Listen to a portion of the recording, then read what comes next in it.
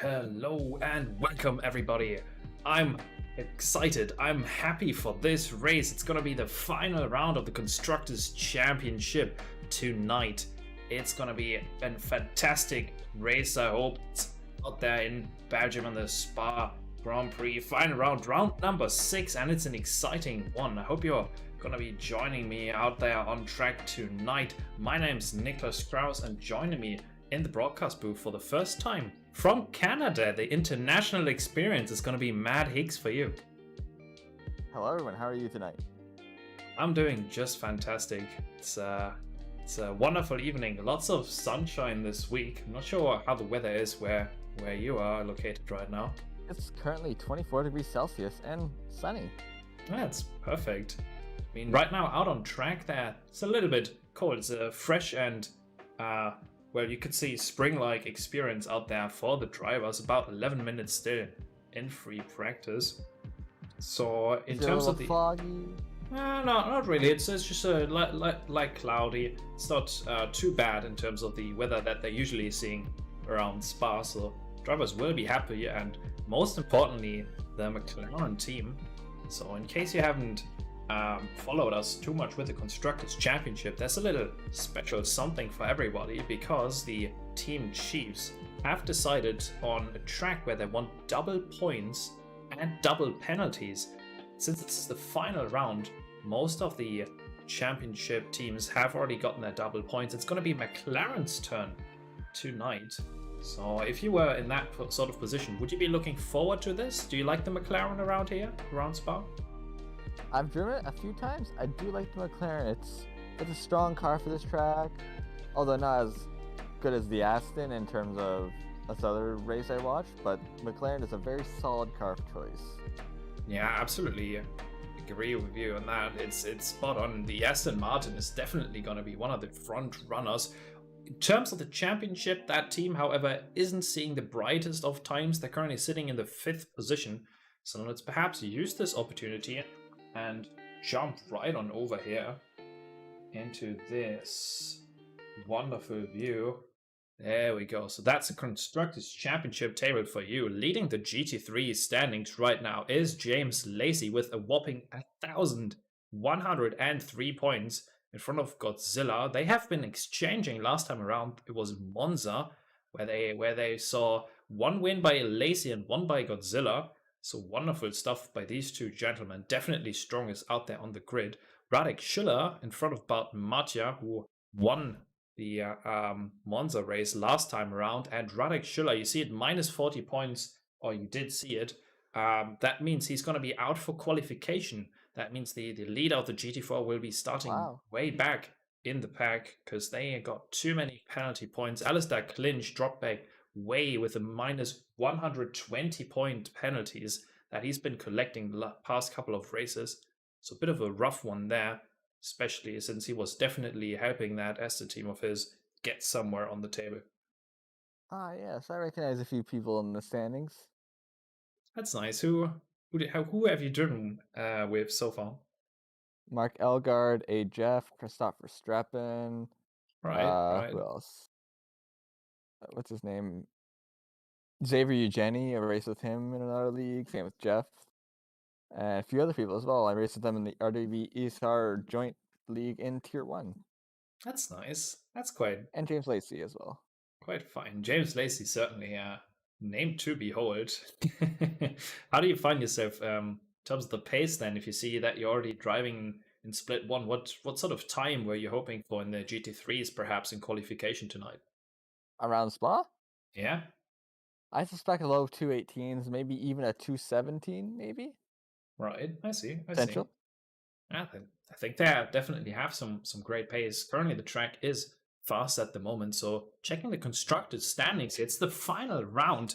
After round 5 we see it there. That was around Monza, where the AMG team, the Mercedes AMG team, got their double points round. That very much in contention for this 3rd, 2nd and 1st spot as well, where McLaren you see a little bit further down with 4,200 points. But we have to keep in mind that a single, that double point round, usually, if it's a good one, results in a gain of about 800 to 1,000 points. So chances are they're very much still in this fight up at the front, depending how this story goes for the rest of the team. So right now leading very narrowly BMW in front of Porsche, then Mercedes, McLaren, Aston, and Audi. So considering that the BMW has been absolutely bombastic at the GT4 end, with Alistair managing to definitely squeeze out a couple of points as well for the GT3 lads. Last time he came 7th in both of the GT3 class races. I think it's safe to say that they've got a good chance of still riding to the end here, because on the long straights we have tonight, it's BMW town really. Oh, for sure. Right, so maybe let's cover a little bit of the actual race results we saw last time around. So around Spa we had... Yeah, go ahead. I think I did watch the race at Kyalami when I think Jeff was leading at the time. Mm-hmm. Yeah, last time he got 2 very decent finishes with P5 and P6 around Monza in the 2 respective races. And It's certainly... strange because the Audi doesn't seem to be a very strong car at Spa. Sorry, not Spa, it's Monza. Yeah, very much agreed. Very much agreed. It was in the heavy wets as well, which made things even more impressive. Probably helped it. Yeah, chances are that did happen. So I'm very interested to see, definitely in terms of the constructors, what's going to happen there. We are right now 6 minutes away from heading into qualification. So the format for tonight, as always, is going to be a 20-minute qualification, which then decides the race position for both the 35-minute races we're seeing here. 1 pit stop in the middle, which basically adds a little element of strategy to this championship. And if you are watching out there and are going to enjoy yourself at any point in this evening, make sure that you do subscribe, because the RWB channel is definitely growing, providing you with lots of awesome racing content. So for sure, make sure you join the Discord as well. Yeah, certainly.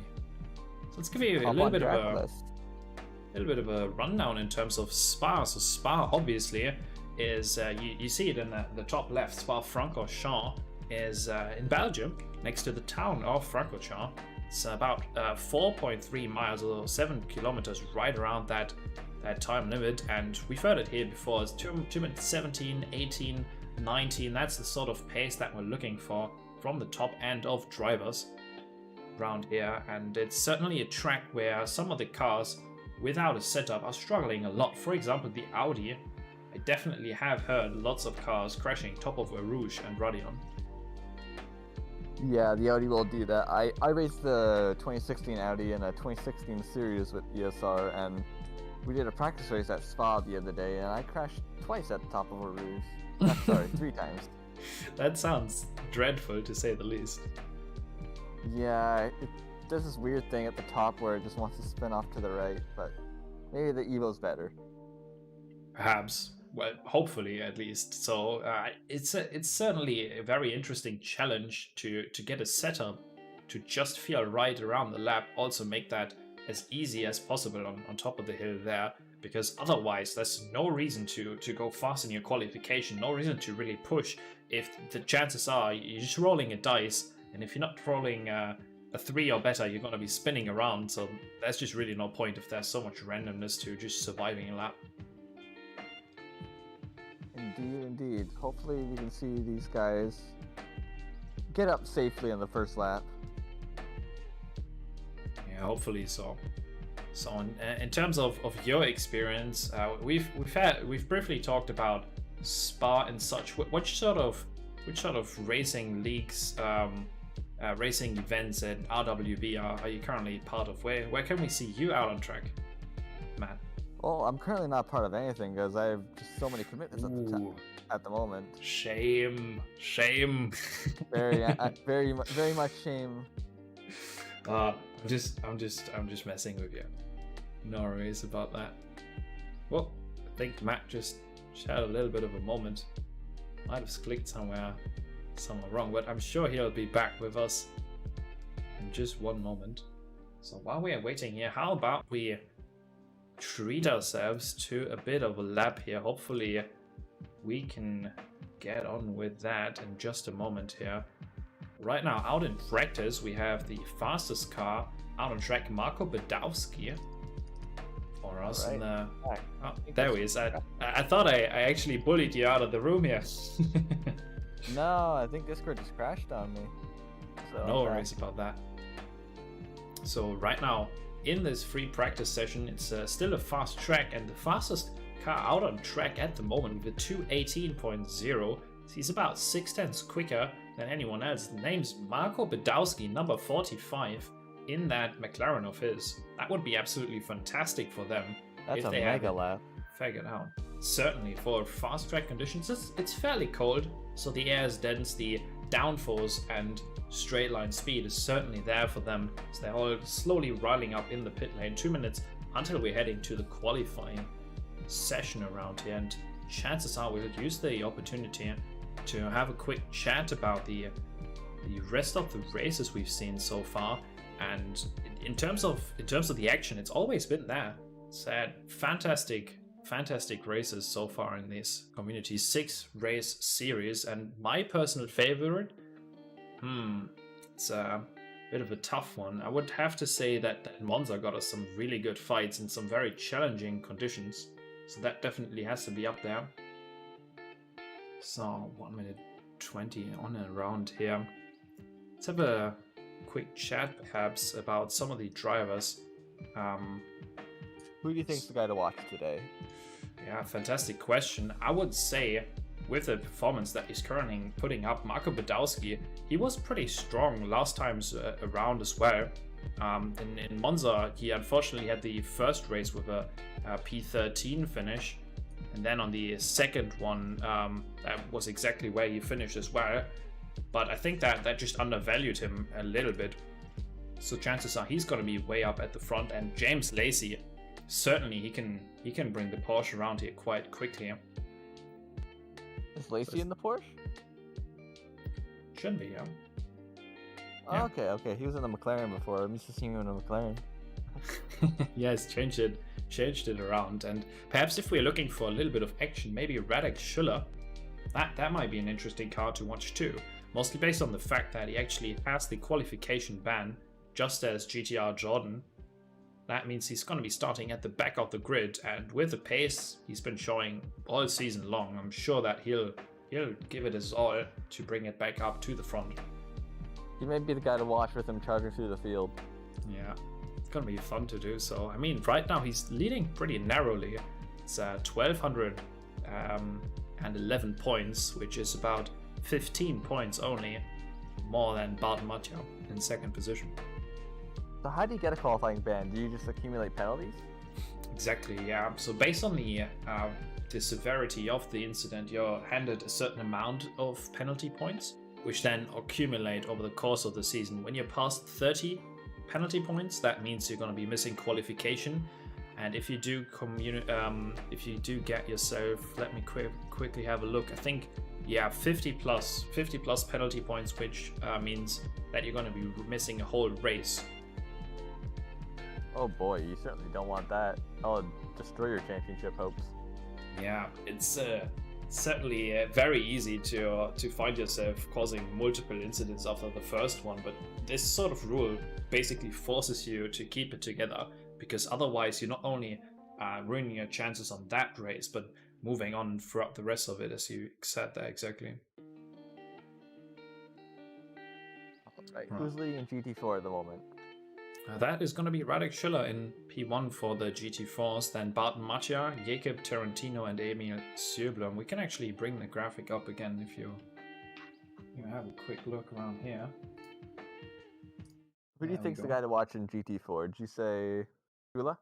Yeah, Schüller with the fact that he's starting at the back, certainly. Big change there. And then probably around here, Martin Schäfer might also get something done. But we are now starting to get into the qualifying session. Lovely that is. So I'm going to quickly transition over and get everything ready. You're about to hear the engines for the first time in the background here tonight. I can't wait.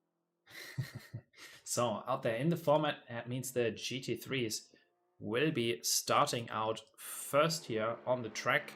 Then it's going to be the GT4s right on after that. So we're going to be spending... qualifying? Yeah, it's basically 10 minutes each. Very little time to get something done. 10 degrees out on track. So I'm actually bringing up the wrong thing. You're supposed to see that instead. Not my backend where I'm trying to figure out all the cameras for you. That's the director. Hide that. Right. Let's get this on up, and here we go. Center of screen for you. The car number 45 was fastest in the practice session here so far. Marco Badowski. Me, certainly one of the cars to watch, and we're going to be using the opportunity to get that first qualification lap off and right on board. These are some chilly conditions, I tell you. Yeah, it's certainly not the easiest. Fast track 10 degrees. Chances are your tire's going to be quite cold at the end of the run here. It's better get them warmed up very neatly, because otherwise it's actually going to go down south quick. That's for sure. You gotta get these. Hopefully, these guys have previous experience in these temperatures, so they don't have to guess. So you certainly don't want that in the short qualifying. Yeah, I would say that it's one of the most challenging runs if you have sort of these cold conditions. Then you kind of have to get the pressures just right. Because otherwise, chances are when you're behind someone and dropping the PSI, it's going to all of a sudden drive like an entirely different car. So here we go then to the dash, or perhaps even to the cockpit view. Let's bring the onboard here for Marco Badowski as we're now heading up into turn 1 here. That is going to be one lap of Spala. Source is the first turn to take now, up and around their first gear. Want to get that turn in neatly and done early so you can be full on the power here now. Down and to the preparation zone for the Air Rouge Radio Complex. Their 5th gear, send it absolutely flat if you get it right, and he does so, jumping the curb, that really top of the hill. Very neatly done so by Marco Badowski, and in the McLaren you get such a wild field of view there as we're now heading down the Camel Straight and up into Le Camp and to the braking zone. Spot that at the start of the curb, 2nd gear, just on the edge of the traction there as he's pushing it through Malmedy now in 3rd gear. Get that right on center and use all the track on the exit that you can. Now down into Bruxelles. Braking zone, heavy and deep into 1st gear as we're approaching about 90 kilometers an hour. Keep it nice and tight as we're opening up the steering wheel, and now down into the Dalbagauche. And oh, look at that! He's almost losing traction there. Definitely fighting the car to get everything out of there. Wow, wow, wow. Around 3rd gear here. I'll get the power as soon as possible, and he's keeping it very tight. Look how beautiful the line is that he's taking through there.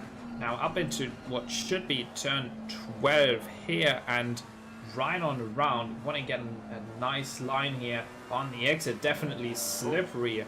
He's quickly breaking traction there. Now Stavelot is the next corner. You really want to set yourself up very wide, smooth turn in just on the curb there. Maybe a little bit more than he wanted. Certainly got the traction control up and running there. So we're now going the gears slowly and progressively, definitely using all of that engine and then some.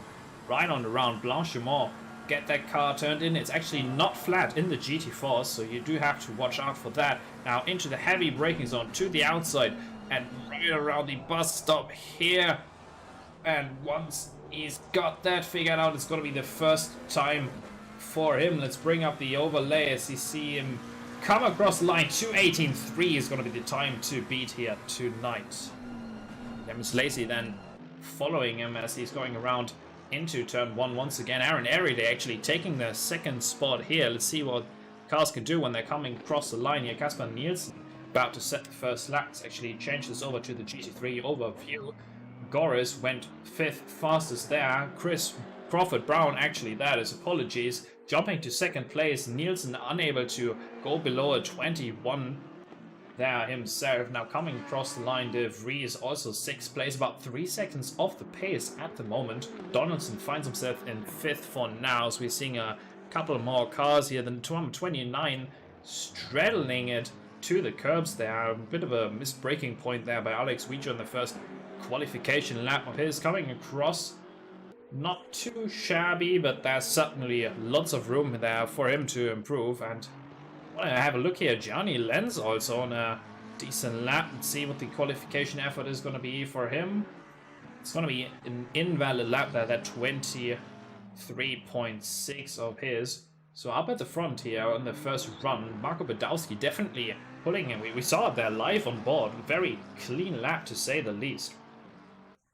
I'm thinking that since these tires take about two laps to get up to temperature, this will be a faster lap here. Yeah, certainly. A bit of a touch on the wall there as well for Johnny Lenz. He wants to make the track as wide as he absolutely can. Now leading the pack, first car to once again come across the line. He had an invalid 2:19.2 last time around. That would have been enough for P3, and he's certainly up on his time at the moment. RWB Godzilla, who did very well. He finished P1 and P2 last time around at Monza, where they had their double point rounds, and there's not much time left in this qualification session for them, because keep in mind, they only have 10 minutes to get the job done. And since this outlap is about 2.5 to 2:45, they only have maybe 1 to 3, I guess, max qualifying laps. Exactly that. RWB Godzilla now coming across the line, finds himself second place, about a 10th off, and Marco Badowski proves them wrong. He's not a 10th off, it's actually 5 as he comes across the line, 2:17.9. James Lacey then up into third with the Porsche Racing 69. He's about 4.8 tenths off with a 2:18.4. Go out there on track, replicate this, you have the times. It's super impressive to see what they can do. Crawford Brown there also with some time in the data, jumping nowhere with that though. He only narrows down the gap to Lacey. So right on following here, Magnus Dahlgren also got a lot of time up and around. Let's actually jump on to the Simon Trebek, who hasn't done a lap yet. Coming across the line, he seems to have some time in the data, and when he comes across the line, 13th quickest at the moment with 2:21. Now chasing here, car number 27, Martin Schaefer. No valid time yet, and it's going to be P6 for him with the 2:18.9. Very nice step up for him as he's looking to make that McLaren team very happy tonight here. Edo Kopse, we saw him on the debut last time around, 71, did some great racing. He's currently finding himself in 9th, and then behind him there, I think that must have been Gianni Lenz finding himself in 11th position at the moment. And the final car bringing it across the line for this time around, Xavier Eugeni, is not gonna improve. All right. RJ is only a 10th off of Badowski, so... Oh, I missed that actually, yeah. Good comment. 996 here. Very close. I do like that livery. It's a good looking livery there. Yeah, it's the BMW Motorsport. I think that actually does come, if I'm not mistaken, that might actually be part of the in-game ones, unless it's a very well done replica. No, I think that's definitely a custom. Is it? Oh, it's neat. Definitely neat looking. Let's have a front to jump to the front here. Once again leading.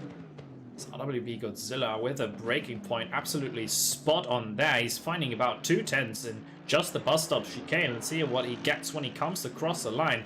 Up quite significantly, goes fastest for the moment. Wow. Marco Badowski once again puts him in his place. Now Aaron Eriday going around looking to improve as well. It's super tight up at the front, does not improve. Look how tight that is. James Lacey third fastest with 1:18.000 on the dot. This will be their last qualifying lap.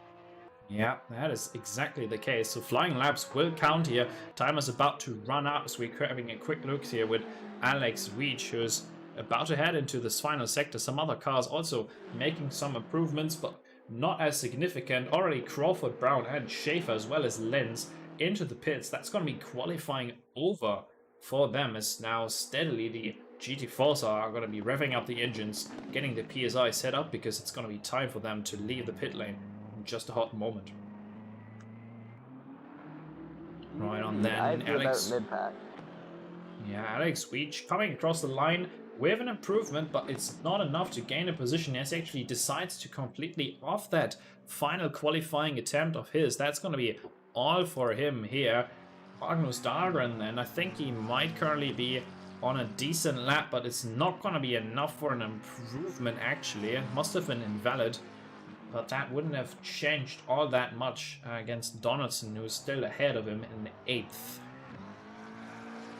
So again, looks like at the front here, despite having a bit of a gap, almost looks like a racing scenario that RWB Godzilla here finds himself in, because as we can see that's the fastest car out on track at the moment. That's Marco Bedowski, who not only has been doing fantastic pace, he's actually got 3 more 10s in the back. That would be a mid 17. That would completely off what you said earlier about perhaps saying a 17. He's going to break into the low 17s if this one is valid. I'm going to assume so, because it's not abandoned that, as most of the grid already has. Now coming across the line, RWB Godzilla not quite holding up there with Badowski. He's going to come across the line. That's very wide there. He'll definitely abandon that one. He lost a little bit in the final sector, and that probably has invalidated that 17.4 of his. Only car still out on track, Xavier Eugenie here. A little bit about Xavier Eugenie. He loves that BMW. Ever since I've raced against him, he's been in the BMW. And look how tight it is between the 3 BMWs here. They've basically got the same setup, the same driving skill by the looks of it too, as they are all about 3 seconds exactly off the 217.6 of Badowski. And then Araday is the outlier up there in 4th place. Yes, certainly is. He has been for the rest of the season too. So we're actually seeing an improvement there. We missed that just briefly. Kasper Nielsen with a last second effort, really. That was very tight to actually being too late here. He sets a PB time there with a 220.4. Did you catch the N24 last weekend? Yeah, just some of it. Well, it wasn't really a 24-hour race, now was it? No, it was more of an 8-hour race, I'd say. It certainly felt like it. Yeah. Well, at least Spa isn't flooded this weekend. Say again? Did you see how Spa posted on their Instagram that the river that runs under Eau Rouge burst its banks and they flooded the downhill straight and it caused damage to the track? Oh, really? Well, that's quite... Yeah. That's really suboptimal now, is it? Yeah, it's a little... Unless you want boat racing, but... it's not really what you want. Now, let's actually use this opportunity here. Matt Anna in the team McLaren is now going to go on to the flying lap of his first flying lap after being in the pits for about 25 minutes at this point, jumping into the dash cam here. And now something very special about this McLaren GT4, not sure if you knew, but this thing does not have you actually setting the brake bars. It does so by itself electronically. Yeah, all that I've known, it's always been like 60%, which is iffy. You kind of want to adjust it, but you just can't. It doesn't let you. Yeah, it's definitely the main reason why I'm not a huge fan of that GT4 myself. It's I like to set my brake bias pretty far rearwards. I'm gonna be frank with you on that one. Really? It just doesn't work if I can't have that. The McLaren's actually my GT4 car that I'm racing in a series. It was based on my testing at Spa, and I was about second for the other ones. Slowest was the BMW, mate. It was the first car I tried, but interesting. At Spa, I think the McLaren with its top speed is going to shine. Yeah, it's got certainly these GT4s. Some of them are very different to their GT3 counterparts, where others feel somewhat similar. Which one, obviously, you chose the McLaren. Which one would have been your second best choice? My second best was actually the Porsche. Interesting. Yeah, that's my go-to, really. In terms of the GT3s, that what I drove for about 600 hours or so. And then for the GT4s, it's really about the same. Then the Aston also does quite well. Yeah, I drove the Aston a little bit. In the ESR RWB Tier 1 race at Monza, I had a damaged Porsche after a collision. I got taken out in the first corner, coming out of the first corner actually. And let me tell you, a Porsche already struggles for top speed with some aero damage. It struggles to overtake the McLaren GT4 at Spa. Sorry, at Monza. It's quite rough, to say the least. I mean, it's gotta be super painful. Even if you have the pace, you just can't do anything with it. What's your GT3 car of choice? Porsche? Where right now I've tried the Ferrari recently, and that's gone pretty well to say the least. And then otherwise, I would say it used to be the Porsche, and then sometimes the Audi. Audi around Bathurst is lots of fun. I was actually quicker in the old Audi than the new Audi at Bathurst. It's kind of funny. And then coming across the line, let's bring up the GT4 timings. There's Sjöblom. Emil Sjöblom in the 1-3, going fastest so far, about 1.7 seconds quicker than any other car at the moment. We've been chasing with Matt Al here, the number 4 Team McLaren. See him sent off screen there for you. So we're now seeing lots of times coming across the line. Tarantino was doing very well in the Porsche 22. He's currently finding himself 4th at the moment, and it must have been an absolute flyer. We see there Daniel Barnett coming across the line. It's actually a jump here with the number 21 car. That's Damien Wilken, the Wolf Racing 21, coming across the line. Invalid laps by the looks of it. It would have been very quick. 2:32.8 would have been enough for some of the front positions here. In the background, the number 43, Justin Burley here, the WWSR. We're seeing Tarentovitz very close, chasing in 3rd place. Also invalid lap there. 3:10 of Sullivan Schlachter goes slowest by a long shot. In the middle here, Barton Matja, took a slightly different approach to qualifying. He said, let's slow it down, let's take a little bit of time. He actually went out about half a lap later than anyone else. It's very interesting. These guys have about 2 more laps left.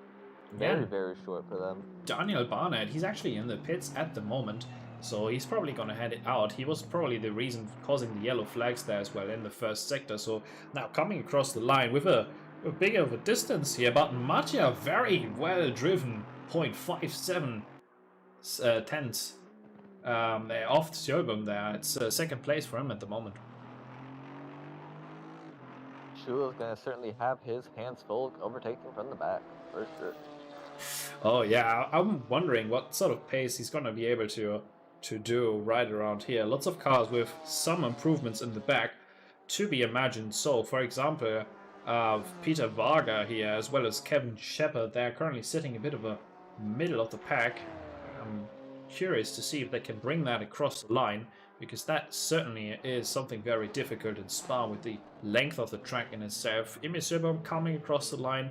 Chances are he's not going to improve by much here, because he's already down a little bit. Let's see what he does when he comes across the line. 2:32.2 for him, but Matja, sorry, that's actually not the car that I wanted to chase. I wanted to chase with the number 4 there. Matt got some improvement in and gets ahead of his teammate there, Joshua Barton, with a fastest lap, but that's seemingly invalid for him. Now this is the big pack. Lots of cars now coming around.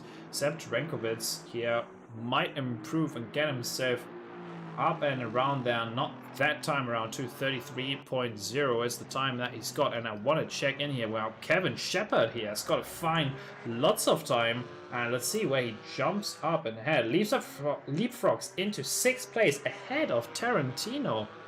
Well done.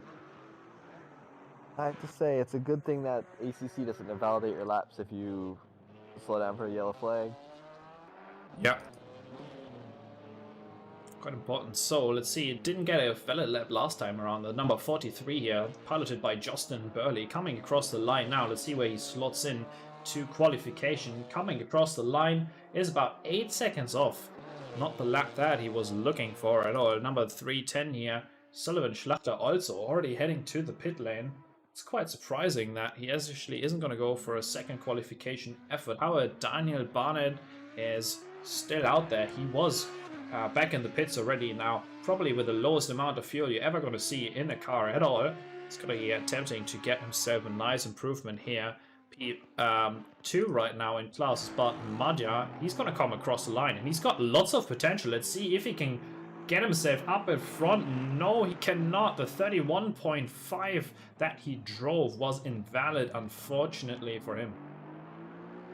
Man, you'd be right there. Yeah, he's got lots of time to find in the 2nd sector. Let's bring up the leaderboard here and have a quick look. Emil Sjöblom right now with the fastest 3rd sector of the bunch.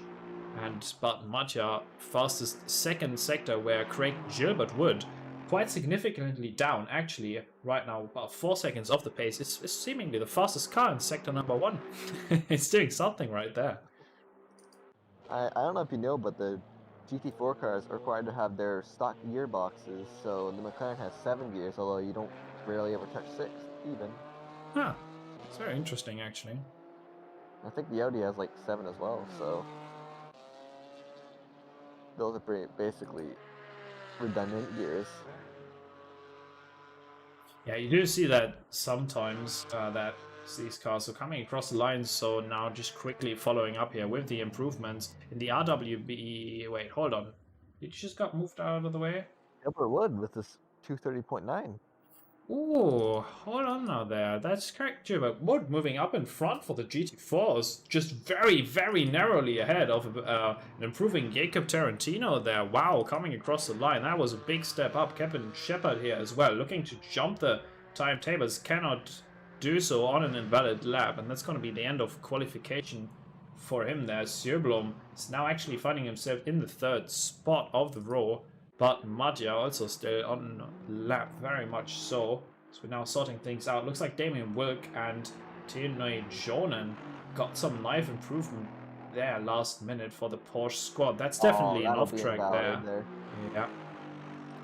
Looks like there's not going to be an improvement. Emil Sjöblom seemingly still on his lap at the moment. And now Justin Burley coming across the line with an improvement, but it's not going to be enough to make up any positions at the given point in time. Number 15 here.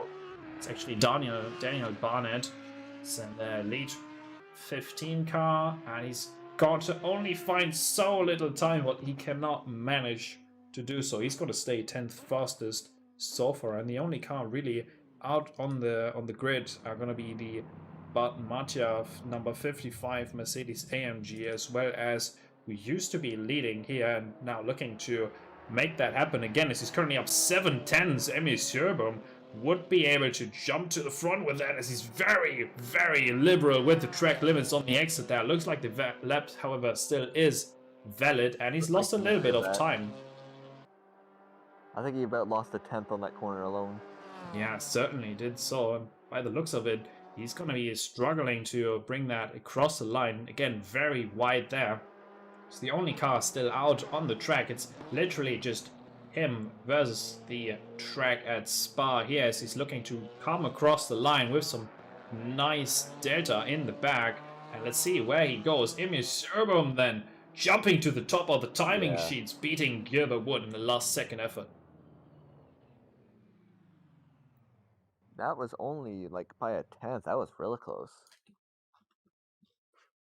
Well, then let's bring on over this beautiful screen here, intermission for you lads. What a qualification session in the GT3s. Up at the front we have we have Marco Badowski in what seems like a very, very strong McLaren number 45 here. He's got a 217.6 with even more potential. Now RWB Godzilla is 2nd fastest in the GT3s, which is no surprise. The AMG certainly is strong, but I'm very happy to see that on the double point round for McLaren they have cars at P1, 7 and 9, as well as P12. What are the max points that McLaren can score at this round? Well, 3 cars I think is what they get per class, which counts, so one of the cars can be off. However, in that case they can also that 4th car can still collect penalty points, which go to the whole total. Now, if you want the exact numbers, I actually can't tell you, but what I do know is on a good round, you're usually between 800 and 1,000 points with your double points. So McLaren can steal this theoretically. Yeah, if they do, if they get everything right, I'm sure they can. So now we're moving into a very deep night session, and on the track, you would not believe it, we have 5 degrees in the air, and on the track it's freezing. Oh boy, that is basically winter time. Yep, very much so. So we're gonna use this opportunity here in a second to walk you down the grid, because does look very lovely. It's going to be quite difficult to commentate on this, considering we can't really use the liveries for much. It's going to be hidden then in the darkness. I hope everybody's got their lights fixed and are ready to go for the first 35-minute race here around Spa-Francorchamps in the final round of the Constructors Championship here. Just quickly get everything sorted here while you're attending. Okay, this doesn't seem to quite work. Alright, just one brief moment while you keep the viewers entertained. Alright, viewers, what do you think is going to happen in this race? Anybody you guys think is going to win? Anybody you think could be a dark horse? It's a long race, 2 races. Anything's possible. Especially at a tricky track like this, where you want to be a car that's stable enough to take Eau Rouge, but you know, liberal enough to be able to be quick at the rest of the corners. I'm still figuring this out. You're doing fine. You're doing perfect. Just Technical difficulties. Stand by. Yeah, I'm just getting everything ready on my end. No worries. Take your time. Better to have it perfect than mediocre. Exactly that. So I think I've got this figured out here. So I'm going to be jumping out the scene about a minute and 50 seconds until we are ready to rumble. Now bringing up this broadcast overlay once more, and joining us here on the track side. Got a little something for you now, isn't it? Wonderful scenes here at the Spa starting order. First row of the grid is going to be the number 45 on the left hand side of you. That's going to be Marco Badowski next to RWB Godzilla. He's been doing very well the last couple of races. Didn't have the beautiful start to this season, but he's definitely looking to contend for the win in terms of the driver championship in itself here. Obviously, it's the Constructors Championship, but he wants to prove himself. And the direct competitor is right on behind him. That's James Lacey here on the second row of the grid, next to Aaron Ariday and the number 996 BMW here. Then third row of the grid, we see it there with some very mixed and matched colors, you could say, on that Audi to our left-hand side. That's Crawford Brown. He's doing a very good job with the difficult Audi around here. Terry Argoris is right to the right-hand side of us. 40 seconds to go. I'll quickly speed this up a little bit. Then Martin Schaefer next to Jack Donaldson. That's your row number 4, where Magnus Dahlgren and Edo Kops here. Also very impressed there. He's only joined us quite recently here, and it's the third McLaren on the grid. Now then, to speed things up even further, Johnny Lenz, Weech, then De Vries, Tribeck and Red. That's your GT3s. And then on that next row, it's Sjöblom next to Gilbert Wood, Tarantino, then Vargo, Nate Jonan, and Bart Matja a little bit further behind than he would probably like to be. Do we not have any Lamborghinis on the grid? No, since it's a requirement to have a GT3 and GT3 and GT4. Good point. Then we're not going to see that, at least in the current point in time. Let me quickly move up the grid and try to capture this beautiful entry here to the first turn. We're seeing both of these grids of cars approaching slowly. A little bit of space certainly being left between the two. Very smart to do so as we're waiting for the lights to go green in just 1 second here. Up at the front now, Marco Badowski will be leading the pack here. It's round number 6 of the Constructors Championship as we go. Green lights and away we go. Not the best start there. Godzilla getting a very decent run there as it's now being closed off to the side. Porsche got a fantastic run there and it's now claiming third place continuously to do so. Let's see if they can keep it up. McLaren is doing a terrific job there. In the background we see it. Wonderful start by them as we are already seeing a couple of cars being overtaken here. Terry Agora is now holding on in the middle pack here in between these two fighting groups. Porsche to the inside then briefly as we see Aaron Ariday fight for position. Let's go to the helicam to get a better overview. Very hairy through Lake Home.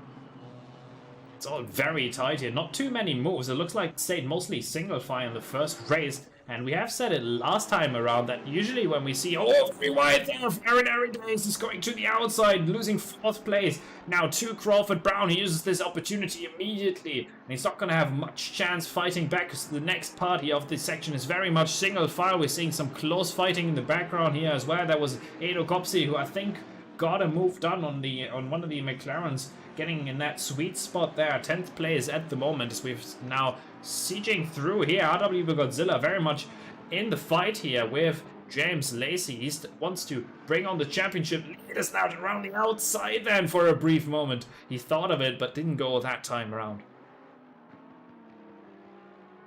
Alright, let's see if James Lacey can get a good run out of here. Maybe. Decent run. I think he's probably going to have to stay behind for a little bit longer now. I'm interested into seeing what kind of this mid-pack does as well. I've got both of these ends figured out at the moment. Very tight train around the fight here for P6. Let's have a look at that. Wow, wow, wow. Martin Schaefer here very much chasing Argoris. That's the AMG leading this little train. As well at the front here, James Lacey seemingly has Crawford Brown very much breathing up the exhaust pipes of that Porsche of his. So we're seeing now around the bus stop chicane. It's beautiful. It's just so clean. I love it.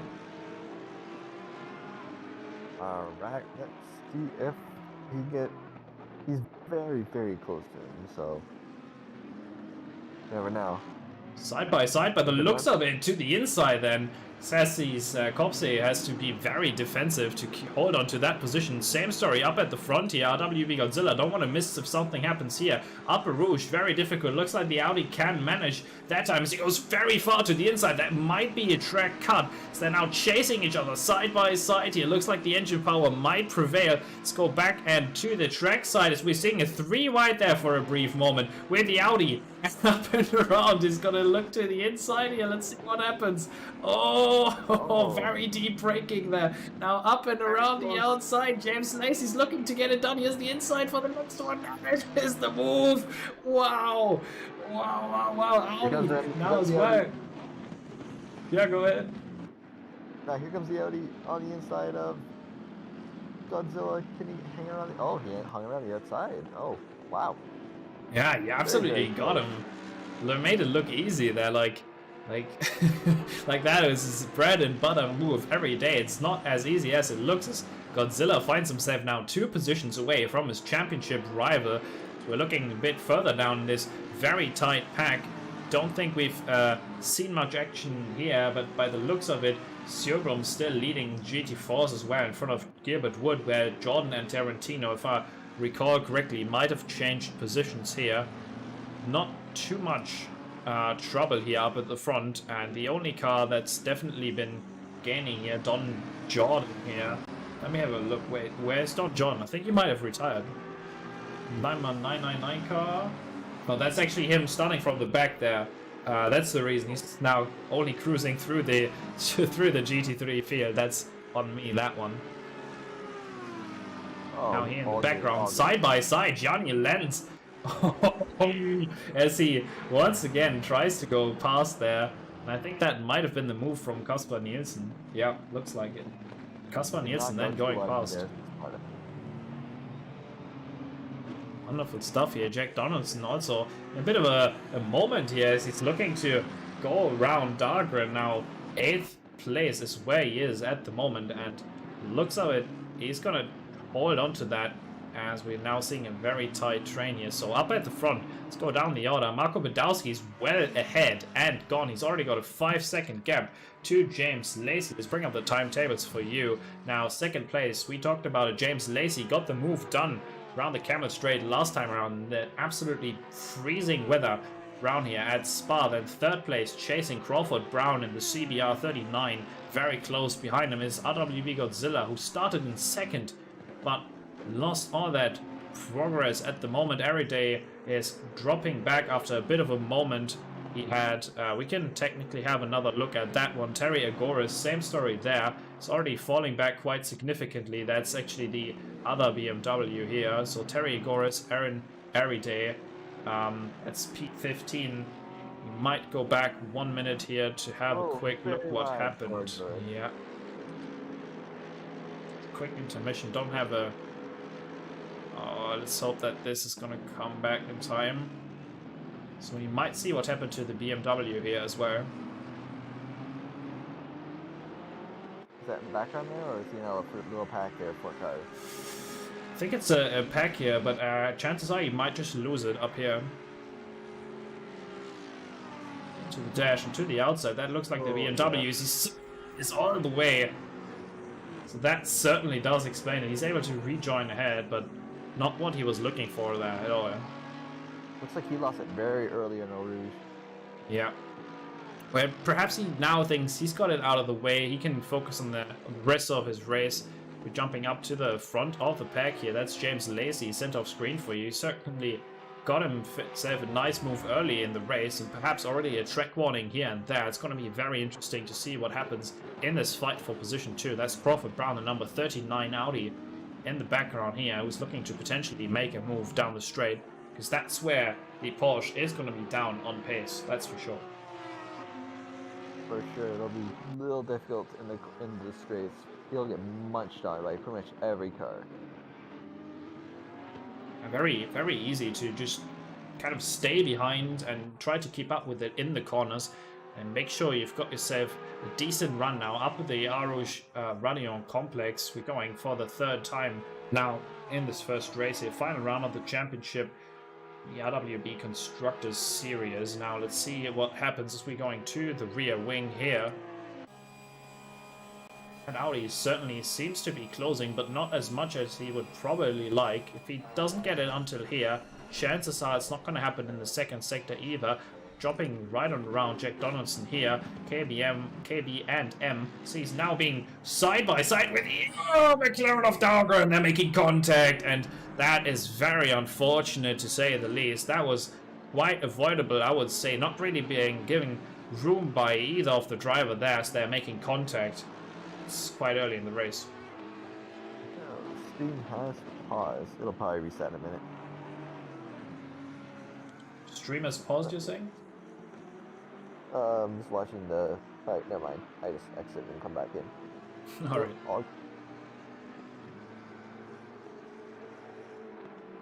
Xavier Eugeni still hunting down Nielsen in front. BMW brothers. It's also a very nice fight here. Don't want to spoil your action, because Jonas Red now has to do the inside Agoras there as he's forcing out White. It might be a 2-for-1. Jonas Red dropping 2 positions there in one moment now. Agoras and Jordan there. Don Jordan, that's the Aston Martin, who's still very feisty looking for that position 13. Oh, that was a bit of a rough one there. Might have been a slightly poor exit by the Porsche. But regardless of that, very, very well handled by all drivers involved. Alright, let's see what's going on now. Jordan probably has a red mist in his eye. He's hunting down. He wants that top spot. He'll be hunting down the whole race. And do remember that Don Jordan actually started way back. He actually was forced to miss qualification here, so if I recall correctly. So he does have a lot of pace here. Last lap for him at 2:21, which is about 3... Is that 3 seconds quicker? Is that 2 seconds quicker? Right on around 2 seconds quicker than the car that we're currently with at the moment. It's Terry Agoras, so he'll probably come under fire very soon here.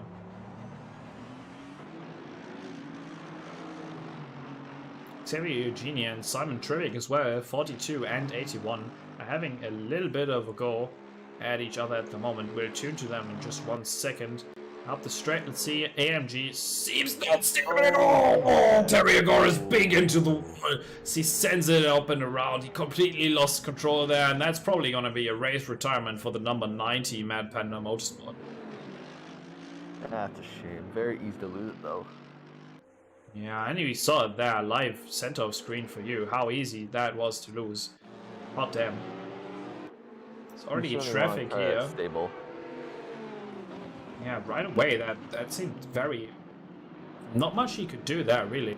Might have been a setup error. Mechanics are going to have a bit of a pat on their hands, perhaps, with the fact that it's already been catching 2 AMGs this early in the race.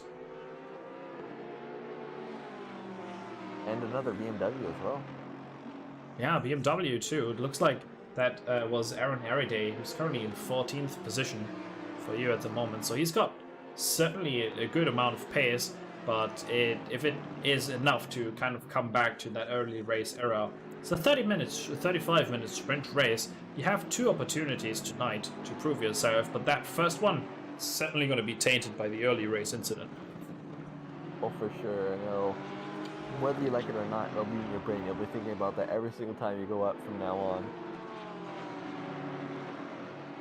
You'll be thinking, is the car going to kill me this time? Oh, no it doesn't. Maybe next time.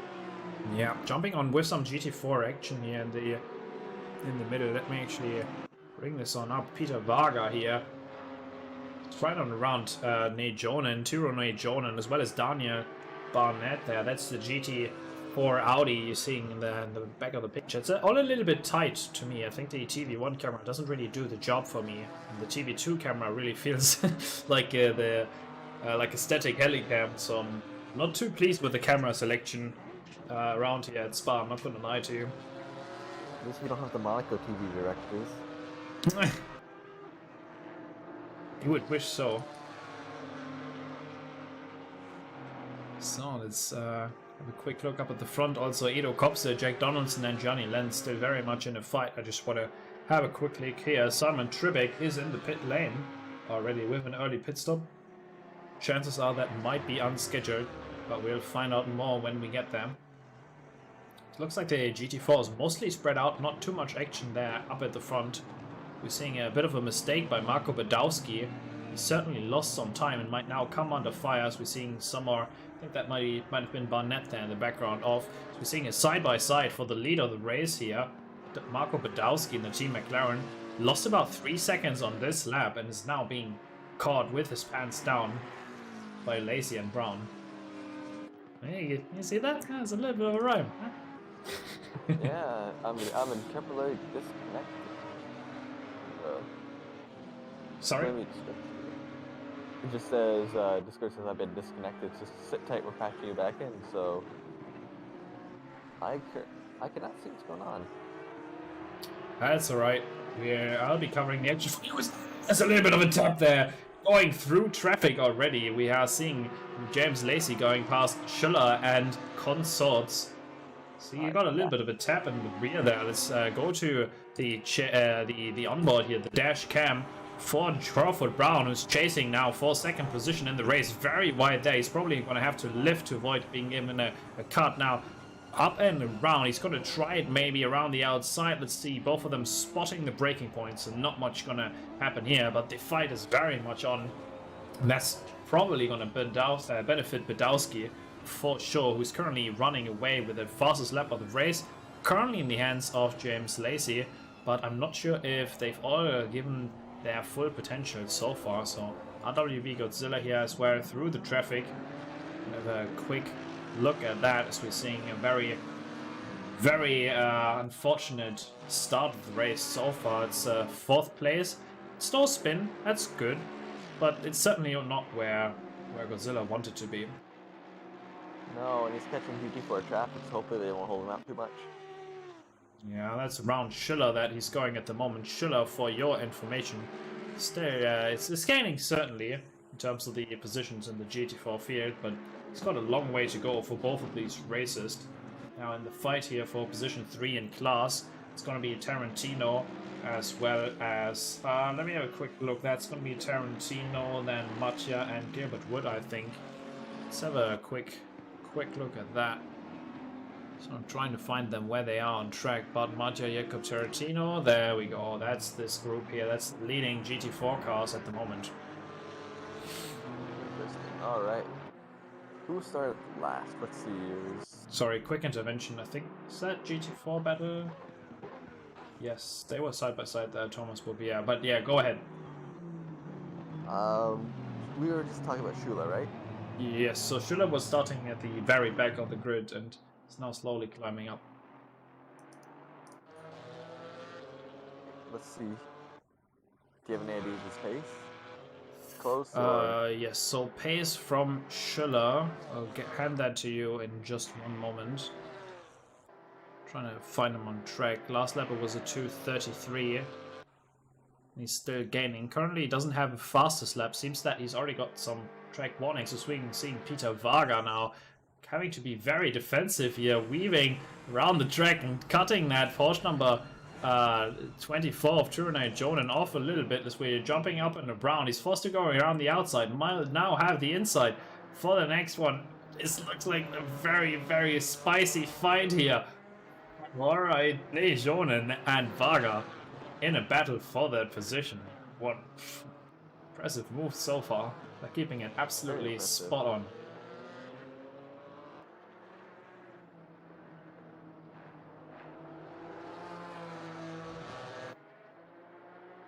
So I didn't really expect that. These two cars being absolutely so close throughout that entire section. Very well done, Don Jordan as well into the pit lane already. Number 999. And you do know that it's a very long pit lane this time around. Around Spa, it's almost a 2-minute drive, really. At least a minute and a half. Not a fun pit lane. Certainly don't want to get drive through, that's for sure. And it's quite easy to get one. It's probably one of the easiest tracks to find yourself facing a drive-through penalty, so they have to be absolutely clean. Because otherwise you're going to be spending a lot of your race time not out on track, but just cruising at 50 kilometers. I'm quite famous for getting pit penalties for track limits, and then having to serve the penalty and getting a speeding at pit lane penalty. Oh no. And then next lap, after going in to serve my speeding at pit lane penalty, I got a speeding at pit lane penalty while serving my speeding at pit lane penalty. So that's what I've learned from that. Yeah, get the pit lane in, limiter in first gear, that sort of stuff. That usually helps. I mean, to me, it's like, okay, I'm gonna do my pit stop right.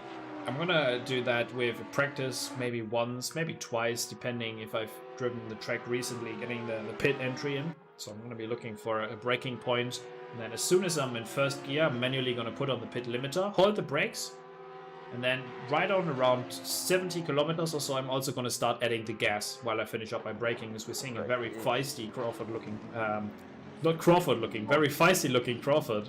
That's the way it goes. He's now looking for an undercut attempt. The undercut is powerful here. It looked like he was quicker than Lacey, so if he can match that outlap, he'll be golden. Yeah, might be the right strategy call at this point in time. We're seeing Don John rejoin. Once again, finds himself surrounded by GT4s. You see it down the left-hand side. John in the pit already has served the pit stop, which means his little indicator has turned green already, as he's now trying to go for the long haul. 60 minutes out of track. Right, let's see who's next in the pit lane. Wonder when Badowski, he has the power currently, as he's leading by about 6.5 seconds. 6.7 seconds, so more power to him. Yeah, fastest personal lap for him too, as we are going quickly just on board to see what it drives like in this McLaren here now down here, and around. Wonderful, very neatly driven. So we already gotten out of Brussels now to double gauche. It's one of the turns where you just either put it into third gear and then it sticks right away, or you're trying to cruise in through fourth, which usually poses a bit more of a challenge. The Audi does not like that corner. The old Audi, it's very understeer, under power on that corner specifically, which is annoying, so you gotta wait to get on the gas. Now, which corner does the Audi like then? At Spa? Not many. Alright, I see how it is. So we're seeing lots of 1 minute 30 pit stops all around. One of the quickest pit stops actually going to Daniel Barnett here, who might have jumped someone during that pit stop. It's a 1:27.8. So shout out to the Audi crew. That's definitely stemming their weight right now, finding himself quite far up the order, potentially fighting up at the very front here in the GT4 class, that lead number 15. Not too many battles around the track. Let's have a quick check-in with Crawford Brown here, who did the undercut attempt, and we're going to find out once James Lacey pits where that will put him. So he's quite far out there. Now, He's about. Looks like Badowski is setting some pretty quick laps. Like he's not losing any time. So yeah. So the quick jump up at the front and have a comparison here between Lacey and you get everything figured out here. Oh, have a look at this one. ooh, I like that. That's good. Actually, make that a little bit bigger.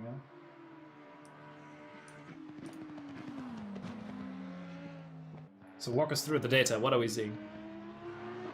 Looks like he's a little slower in Sector 1. Is that his? Is that off his personal? Or no, it must be off of James Lacey. He's actually quicker through Overus than Badowski, but they're pretty close in the second sector. Maybe only a tenth off. Yeah, 3/10 off in the second sector and then 2/10 off in the last sector. So that basically adds up to where he's losing his time. Yeah, personal fastest second sector last time around for Badowski as well, and then the fastest overall third. It's quite impressive driving by him at the moment. A couple of cars into the pit lane. Donaldson, Copsey, they were fighting previously, but now decide to go for that pit stop. Let's see if Crawford Brown runs into a little bit of traffic. He's already got the move done on Jonas Red. Wow, that's a quick one. And looking to follow up on that, RWB got... No, that's actually a different AMG then. It's actually going to be... let me have a quick look. That's Terry Argoris being lapped. I thought that was him trying to sneak a move up on the inside there off. That's a bit of a white one there. Yeah, I thought that he was trying to sneak up a move there on the inside of the Porsche. Jonas Red. Sure. And that was poor position, but Red has not pitted yet, so that's not his fight. It's the sort of difficult part where when you're trying to go for the undercut, chances are you might, if you're doing that early, might end up kind of in the middle. Yeah, at that point you're kind of like, I bet you Brown was saying in his head, dude, let me by. You are literally losing nothing by letting me by. I'm not fighting you, really. Yeah, exactly that. Marco Badowski now into the pit lane. He's already just gone there, and it's going to be a long ride until he gets around. It's probably going to be more than a minute, and Crawford Brown's pit stop to quickly follow up on that is also fairly fast. So it'll be interesting to see where he ends up at the end of this. So if we're taking the track map, I unfortunately don't have an overlay for you. James Lacey, obviously now your new temporary race leader. So Kasper Nielsen also to the pit lane. 3 minutes only in this pit window for the first race. How are you enjoying it so far? I'm enjoying myself a lot. These guys are so many good battles throughout the field. All these are good drivers. So many. Yeah, we've said some very beautiful moves there. I really enjoyed the side-by-side there in between. I think that was Varga and Jonan, if I recall correctly. That was some very well-driven fight there between the two. And also, certainly it's going to be interesting to see a little bit of a strategy action as Badowski now rejoining back on around the track in just a hot moment. It's already a live round. What a camera shot. So we're now following up the hill in this parallel. Radek Schiller there and that orange liveries of his going around. I do like how his initials are BAD, which is funny. Yeah. So 39 is only now heading up the hill, so definitely still lots of time between the two. Badowski's pit stop also quite well done. He does like his stake and pit stop, both well done. Really happy to hear he's got that figured out for himself tonight. So Martin Schaefer really right unfortunate. now. It's medium rare or nothing. It's medium rare to see a pit stop so well done. Oh, I'm hungry now. Yeah, it's gonna be me heading to the kitchen at the end of this as well. He's starving. So we're seeing some more cars around the pit lane. I think that might have been the Porsche of Thomas Bouvier, question mark, John perhaps? I'm not really sure, as we're seeing lots of these guys head on around there. And there's only going to be one more opportunity for James Lacey to come into the pit lane. I hope he's got everything figured out, because if he makes a mistake on this lap, That might mean he's not going to come around in the pit window. And he'll miss it, and he'll get about 130-second penalty, I think it is. We don't Yeah, pit. certainly a hefty one in that. So we're seeing here a little bit of a fight, not quite for position, but for track position between Alex Weech here and that chasing leader, or at least you would assume so, Marco Badowski. GT4, oh, but that's held up. Yep.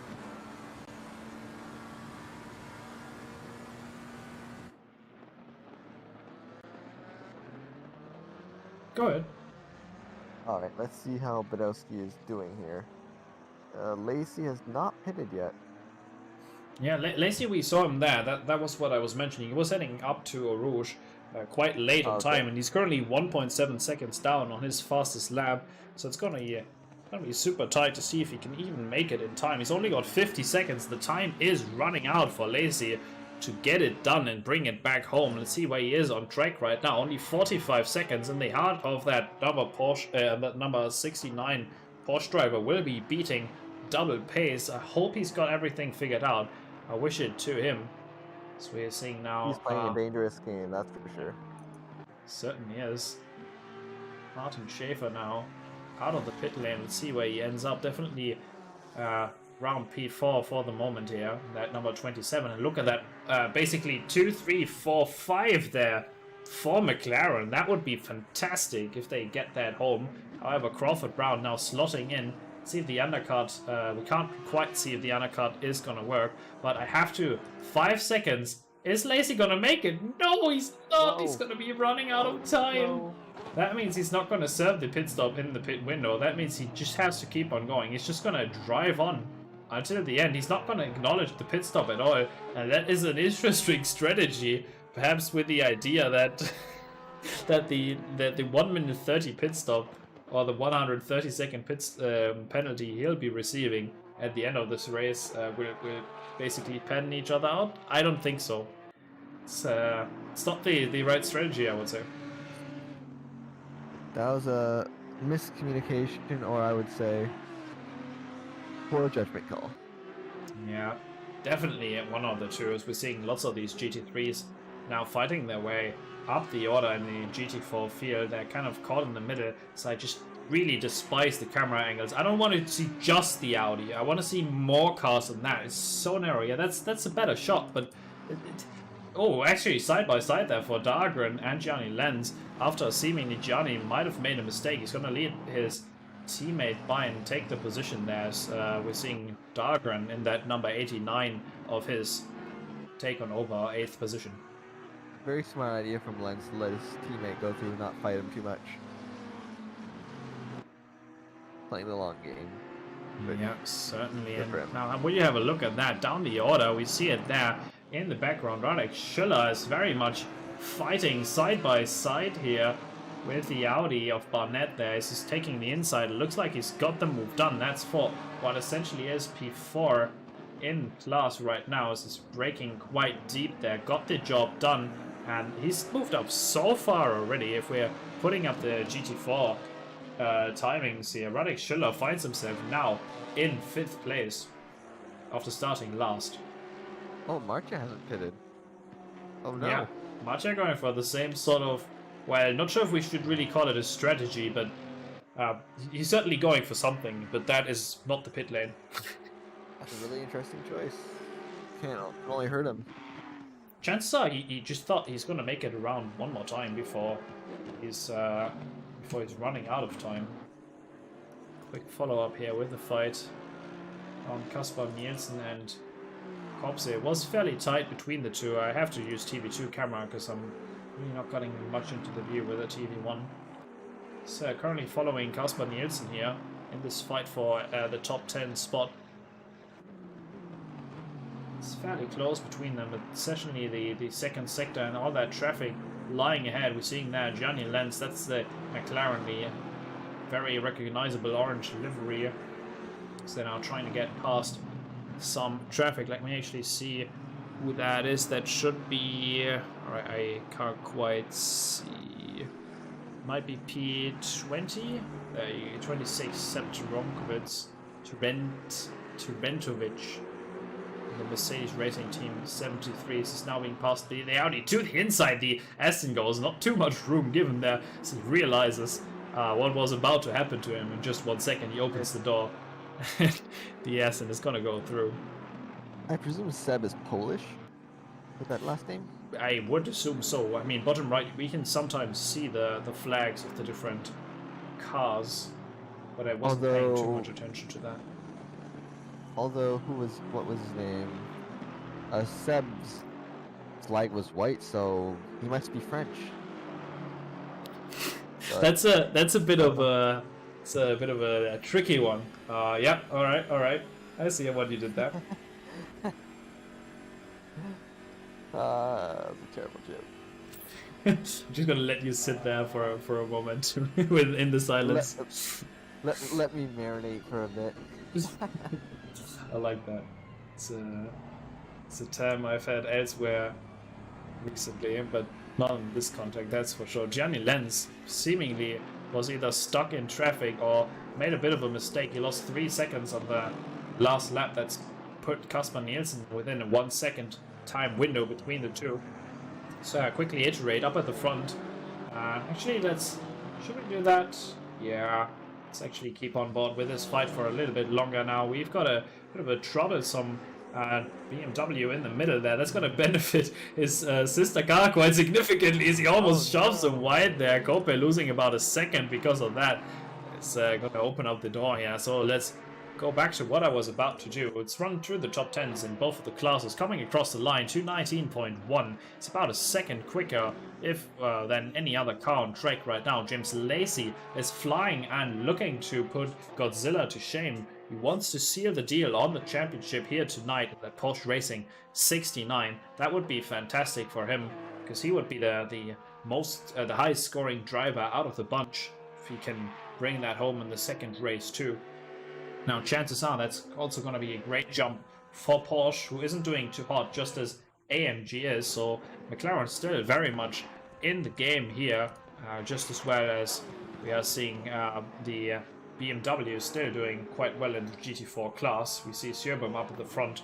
So it's going to really come down to the wire. We don't know what's going to end up at the final round here in the Constructors Championship, and that's quite amazing to say the least. Very. What lead does Lacey have on Badowski at the moment? Say that again? What lead does Lacey have on Badowski?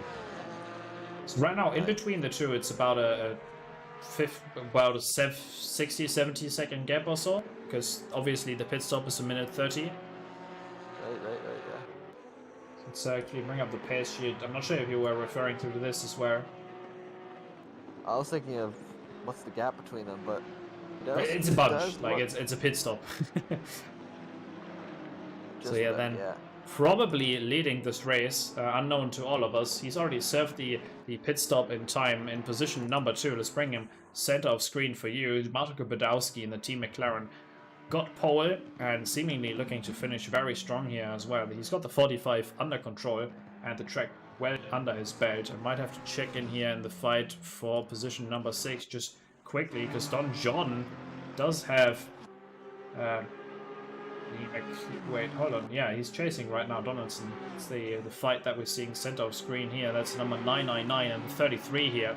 We're dividing those two. Chances are the result is a very cracking fight we've got on ourselves, on our hands here.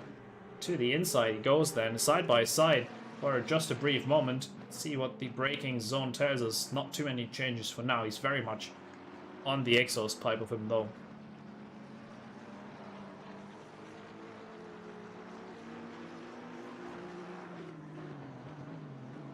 There? I am there. Yeah, I'm just giving you a bit of an opportunity to kind of take the comms somewhere. All good. We're left right now. Don Jordan, he's in 7th place, which is pretty good for starting from the rear. Yeah, certainly. He's got himself quite far up the grid. I mean, he's had to clear all GT4s and then almost all the GT3s as well. His pace right now, 218.4. He's got a very, very good pace to the inside then, almost making it 3 wide. Let's see what happens here. Oh, can he hold it around? If he follows the Porsche. Yeah. Oh, now the Porsche's on the other side. Oh boy. No. Up it inside. Oh, he could have sent it there, but look at Doggen back there as well, looking to get past. Yeah, it's a 3-way fight. Let's see if they can make it around into the grass. The McLaren goes then to extend the track limits. So we are about to finish this race up. No more time on the clock. We didn't quite get the run through, so we'll have to do it at the end of this. Halfway through the lap is our race leader here, James Lacey. It's gonna be not too long before we see him cross the line, so let's have a quick opportunity once again to check in here with the fight where Don Jordan finds himself on the outside in the bus stop here now with the inside for this next left hander. I think he might get the move done here to the TV cam. TV2 cam we go then. So they're now once again chasing each other. It's going to be the final lap for them. It's the only opportunity he'll have. Here. Doggen can get the double toe if he's lucky. Gets a good run out of the source. Certainly. Well, but about to finish the race. It's this number 69 car. We'll have to check in for this battle in just a moment. Don't want to miss when he comes across the line. So James Lacey then, he's about to finish. Well, it's not going to be first, but he will be the first car to cross the line, that's for sure. He's going to be given a penalty for ignoring the pit stop. It's 130 seconds as he puts it into the wall. Just to reiterate on that. Now Marco Badowski will be fighting, but I can't miss what happens here. Jack Donaldson. Sideways. Oh, sideways there after a bit of contact. I felt like he's going to be dropping 2 positions here potentially if we see Dahlgren follow through. Now around, it looks like he's going to be giving up the position there after the contact on Jordan, seemingly conceding that 6th place. Now Marco Badowski is about to finish in about 30 seconds of time. That is probably going to be your race leader or your P1 finisher, and it's Jack Donaldson right now still in 6th, just holding on for dear life. Interesting to hear Lacey's thought process of not pitting. Maybe he knows something we don't. Perhaps. I would say that 130 seconds is plenty of time, as we're now seeing Marco Badowski come across the line. It's wonderful to see how well he's managed this race. 2:17.9. He's the fastest car on the track and certainly deserving to finish in that P1 here. Let's see when the timing screens update. Crawford Brown then coming across the line in 3rd place. Martin Schaefer is 4th, as I am once again forced to just quickly have a look at what's happening here. Oh, boy, what a cracker. To the inside then. Oh, this left hand bend is not where you want to overtake. You cannot go too much through there. You absolutely do not, as they're now chasing each other. It looks like Dahlgren thought of it for a brief moment. Brake check. Yes, everybody spots their braking zone. They're going to be slotting in one behind the other. So we missed Schaefer and Godzilla coming home 4th and 5th respectively. Jack Donaldson and Don Jordan. It's going to be Magnus Dahlgren in 8th, where Johnny Lenz is bringing home more and more points. He is actually not going to count towards the points of McLaren, even though he's 9th. Look at that performance. Absolute wonderful race there. Edo Kopse coming across the line as we're tending to the GT4s here. We already had Emi Sjöbom finishing the race here in this little train here. He finished 1st place, so good job on that. And seemingly Matja, despite the pit stop, has finished in 2nd place there. Very interesting that a 130-second time penalty seemingly has already been applied to that. I don't think it has. Jacob Tarantino then coming on P19, where Craig Gilbert Wood was very strong in quali, but didn't quite have the race that he was looking for. Radek Schiller then, with an amazing comeback drive, finds himself in position, well, that should be 5. Now is it 5? Yes, now with the penalties applied, it's actually 4th. James Lacey then jumping from 1st position behind his teammate, that would be Simon Tribic, and into 12th place. Quite unfortunate there. So Radek Schiller then is going to be Daniel Barnett, where Turo Naijonen and Peter Varga round up your top 7. Then Seb Tarentovitz as well as Terry Agoris, and well then eventually Bart Matja with the missed pit stop. That's your top 10 in GT4 class. I have a question. Did Lacey's thing pay off? Did he pass? Did he stay ahead of Godzilla? Well, no, absolutely not. He's dropped back from 1st to 12th place. So he's 8 Oh positions boy, behind Godzilla. So that's absolutely disastrous for for Lacey. Actually. I didn't think it was gonna be that bad. I thought it was gonna be around like maybe 4th or 5th, but wow, that did not pay off for him at all. Yeah. Looks like they're also talking about in the in-game chat to to kind of clarify what happened. So apparently, if you've been watching and you've been thinking, maybe I should go for this in my next race, chances are that's really isn't it, Chief. Yeah, although I think Lacey planned to go to the end because he did not pit, like he had as much gas as he needed to get through the whole race without pitting, so maybe he planned that from the start.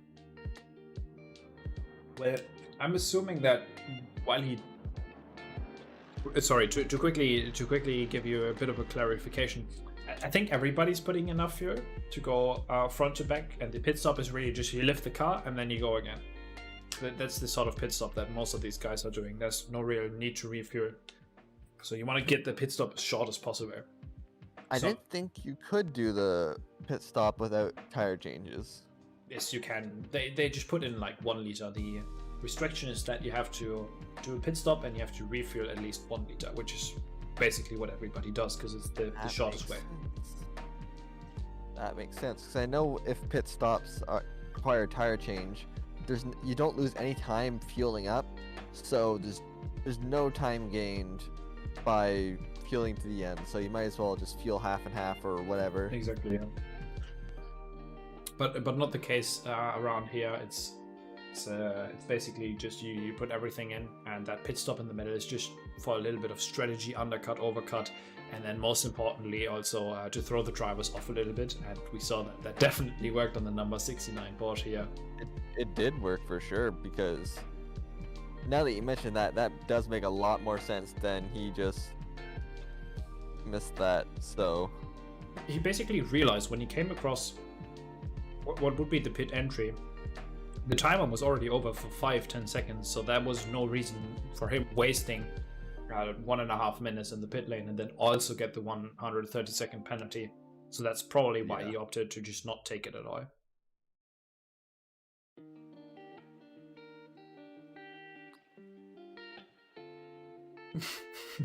All right, I'm being a bit mean. I'm just leaving you sitting there. I don't know.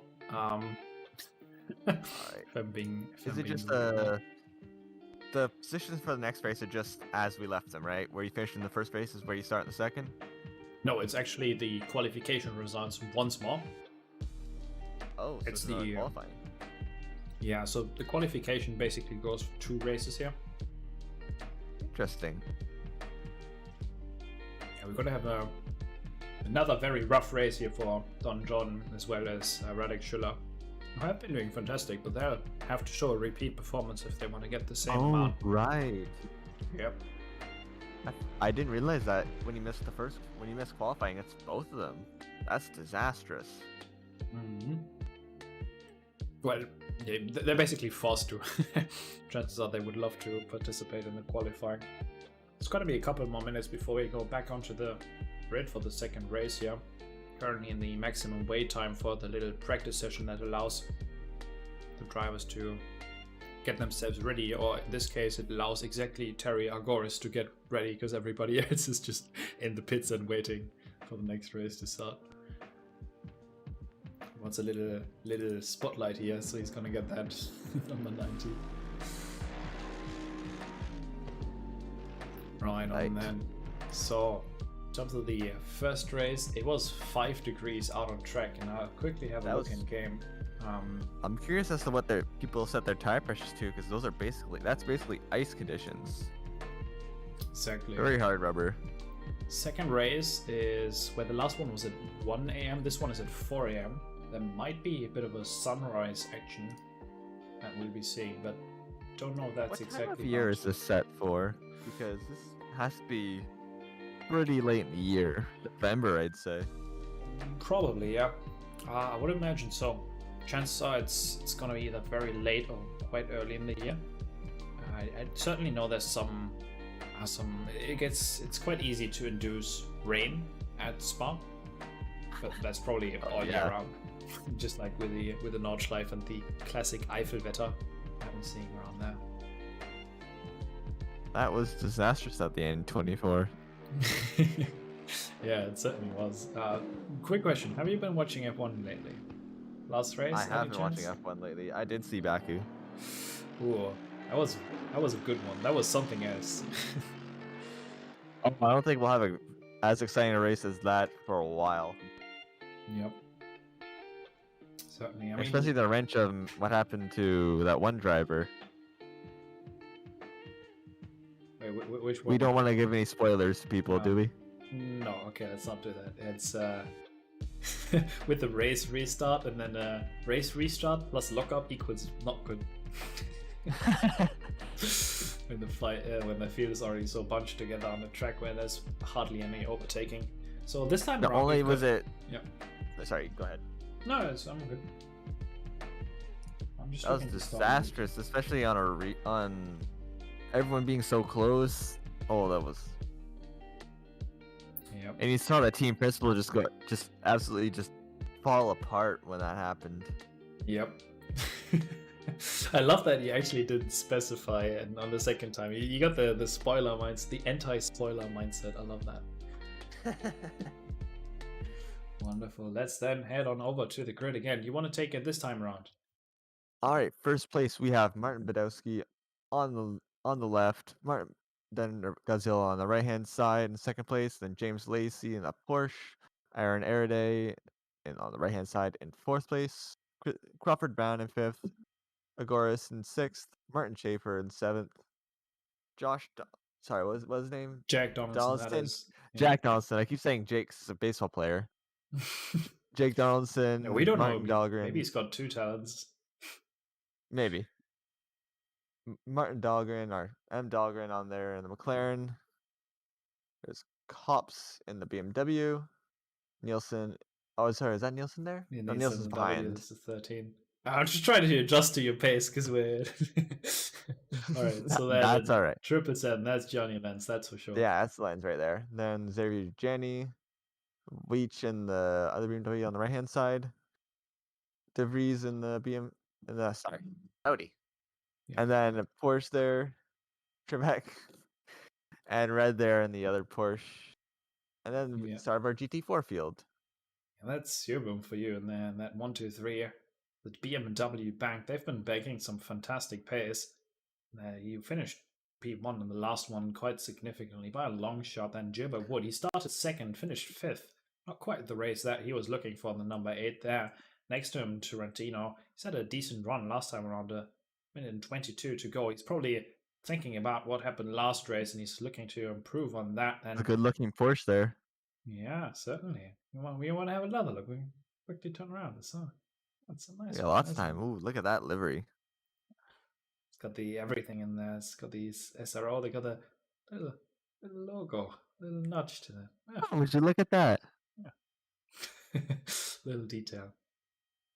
Right, wonderful stuff then. It's the BMW of Peter Varga now on the left hand side. That's the number 12 car, where Tiernoy Jonan is the 24 sitting there. It's got a very similar style there. It's got the Looks like an opposite livery type thing. basically that. Barton Marcia was able to find himself at the very front. However, did miss the pit stop, I think. Now the number 18 here. That's the first Aston GT4 on the grid. 30 seconds as we're slightly now pulling away. We see him flashing his light. He knows that he's on stream. He's being looked at. We're slowly fading out. Have a look at the lights turning on here. Oh, that is beautiful. Although these GT4s, they don't get tire blankets, so their tires will be freezing. Yeah, 6 degrees. They're gonna be cold as ice. So, Even as a Canadian, that's kind of chilly. You don't want a winter hat or a toque for that. yeah, maybe they don't get tire blankets, but they get a little hat to put on top. Perhaps that would be nice. Or a little hat that goes on the top of that racing helmet. You get that. You put that on there, on top of the suspensions. We're now slowly fading away, coming back around then, where Terry Agoras is in the Mad Panda Motorsport number 90. He's got a little cousin Lurie going for himself there, as we're looking to get a beautiful start here. Very clean last time around. Let's see what action we are being brought. This time around, we're going green light, and away we go. Very good start there by everybody. Inside already for the... Jack Donaldson making contact there with Crawford Brown making contact with Everyday there, as we're seeing lots of McLarens in the middle of the row, 3 wide there briefly. Beautiful run there. We're seeing Lacey up at the front, very, very close to the outside. Then he goes. Now he's going to try and get the move done into P2. Go ahead. I don't think he can get around. Can he save it? Yes, he can. But Godzilla comes back around the outside. And... oh, that was very close right there. He's got it figured out. James Lacey getting the move done there up into P2. He's looking to kind of retaliate after the performance that that we saw last time around, all due to that pit stop to the inside. Then we're seeing well, what do you call that? It's a big run of McLarens.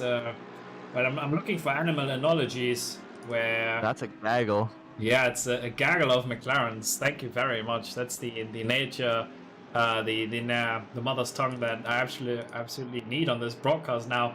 Wonderful fight here. James Lacey finds himself up in the front of the pack, actually, already past Godzilla there. He was side by side for a brief moment when our Aaron Everyday is looking to join the fight. Badowski's still ahead. Oh, he's gone. Yeah. I think he's not going to give anyone much of a chance here now. No, Badowski is in 5th. Oh, Badowski must have had a bit of a moment. We could go back, but I don't want to miss the race action here at the beginning. So let's actually jump on board here for Crawford Brown, who might as well be going around the outside here.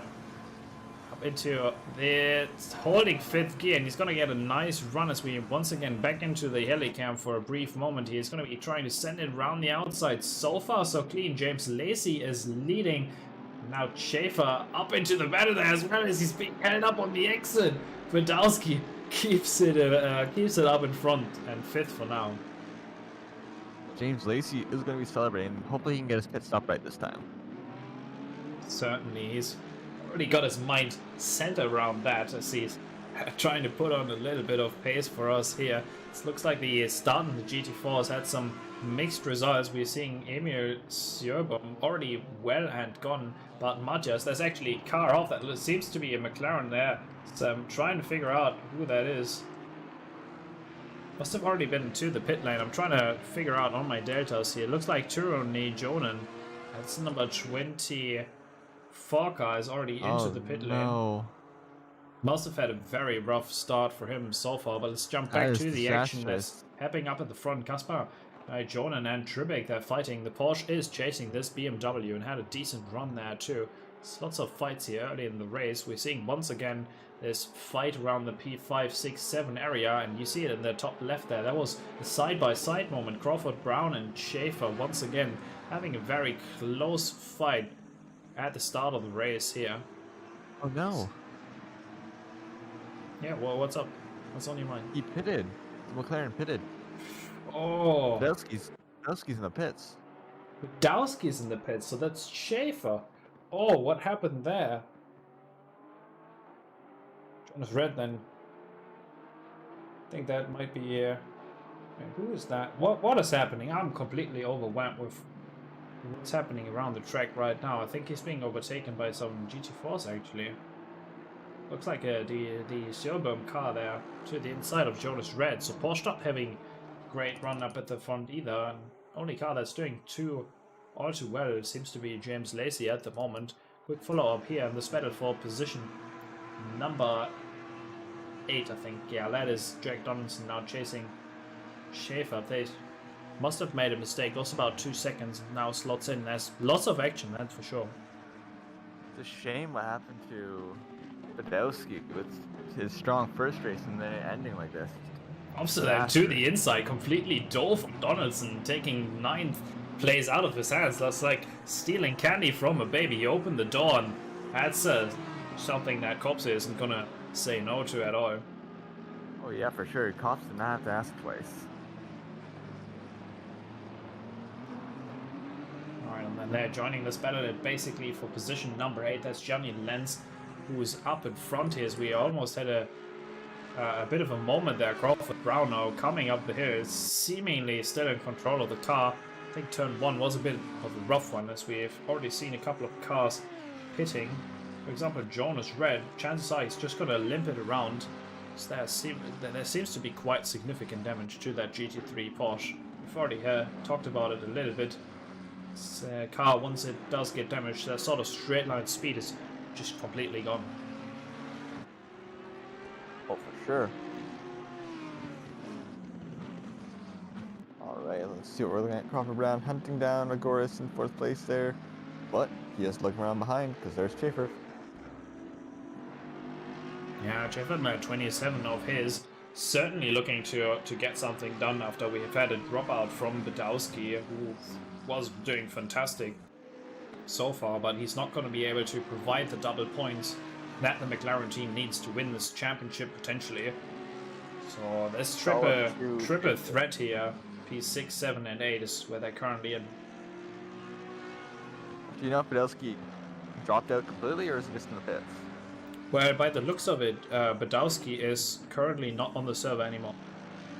Oh no. Basically went straight in T1, so I'm assuming there must be some technical difficulties. Maybe a disconnect. Chances are that could have happened, but then he wouldn't have stopped intentionally at the runoff of T1, I would assume. Maybe something else, maybe we can find out, but that's terrible. So with a battle for the lead here at the moment, RWB Godzilla and this championship rival Lacey. Lacey unfortunately was only able to finish 12th after a slightly messed up pit stop last time around, so chances are RWB Godzilla might have this one in the bag, but he's looking to prove this on track as well. Right now then spotting that the Porsche has gone deep. It's going to be a brief side-by-side, but not for all too long, because RW Godzilla is going to go to the lead of the race here with a decisive move into T1. And on that last lap, RWB Godzilla beat Badowski's fastest lap from last race, so he's flying. 217.8 right now is the pace as we are on the optimum track, 6 degrees on track and in the air. I hope that the viewers, the virtual viewers on the track side have packed an extra jacket, because the only thing heating them up is going to be the action out on track tonight. I know, I'm wearing a jacket. I'm just sitting here in a light polo shirt. That's all I've got to my name here, as we are seeing quick moment there for Terry Agoras, who's looking to impress us even further. He finished quite well last time around and is now looking to get past Schaefer, which would certainly be something for that number 90 Pat Panda Motorsport. To the second sector here, a very technical section where the McLaren certainly feels strongest in my opinion, because it's got such nice grip there. We're seeing James Lacey now, after dropping the position to Godzilla, also coming a little bit under fire by Aaron Ariday. We're going to find out what happens on the straight here, because those two are certainly quite close together, and if the Porsche doesn't get a great run out of here, the power of the BMW will certainly make things matters even worse. This could be it for Lacey's championship. I think. Go ahead. Do you think this could be it for Lacey's championship? No, I heard you. Yeah, I think certainly it could, but like you can keep on going. It's all right. Don't be shy. I'm just thinking, just because. Very close. Wow, I'm surprised that BMW didn't gain very much on straight there.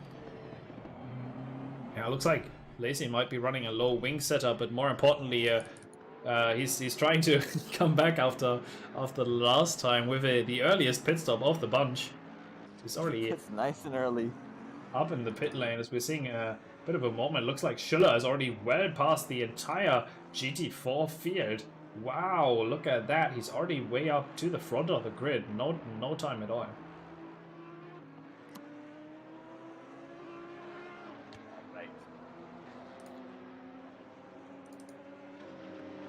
Quite the performance, to say the least, there by Radek Schiller. Now he's got a little bit of a slipstream going on.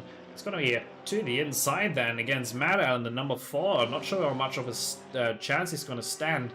Around the outside, he'll be forced, and that's probably not where he's going to be able to defend all that well. Matt Allen now Sad does have the inside for the bus stop chicane. Let's see if he's going to continue fighting for this position. Radek Schiller matching colors, but not so in the intent, because Matt Al will be forced out to the outside, then actually taking that pit stop and conceding the position.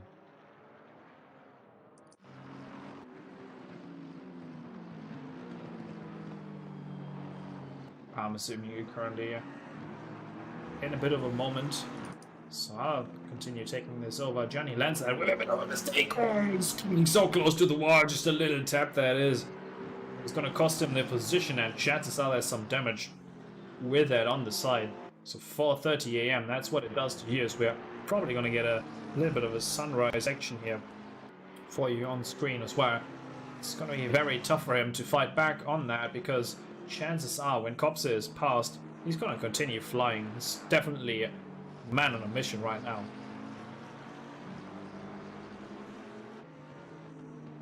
Alright, I think I'm back. Had some microphone issues.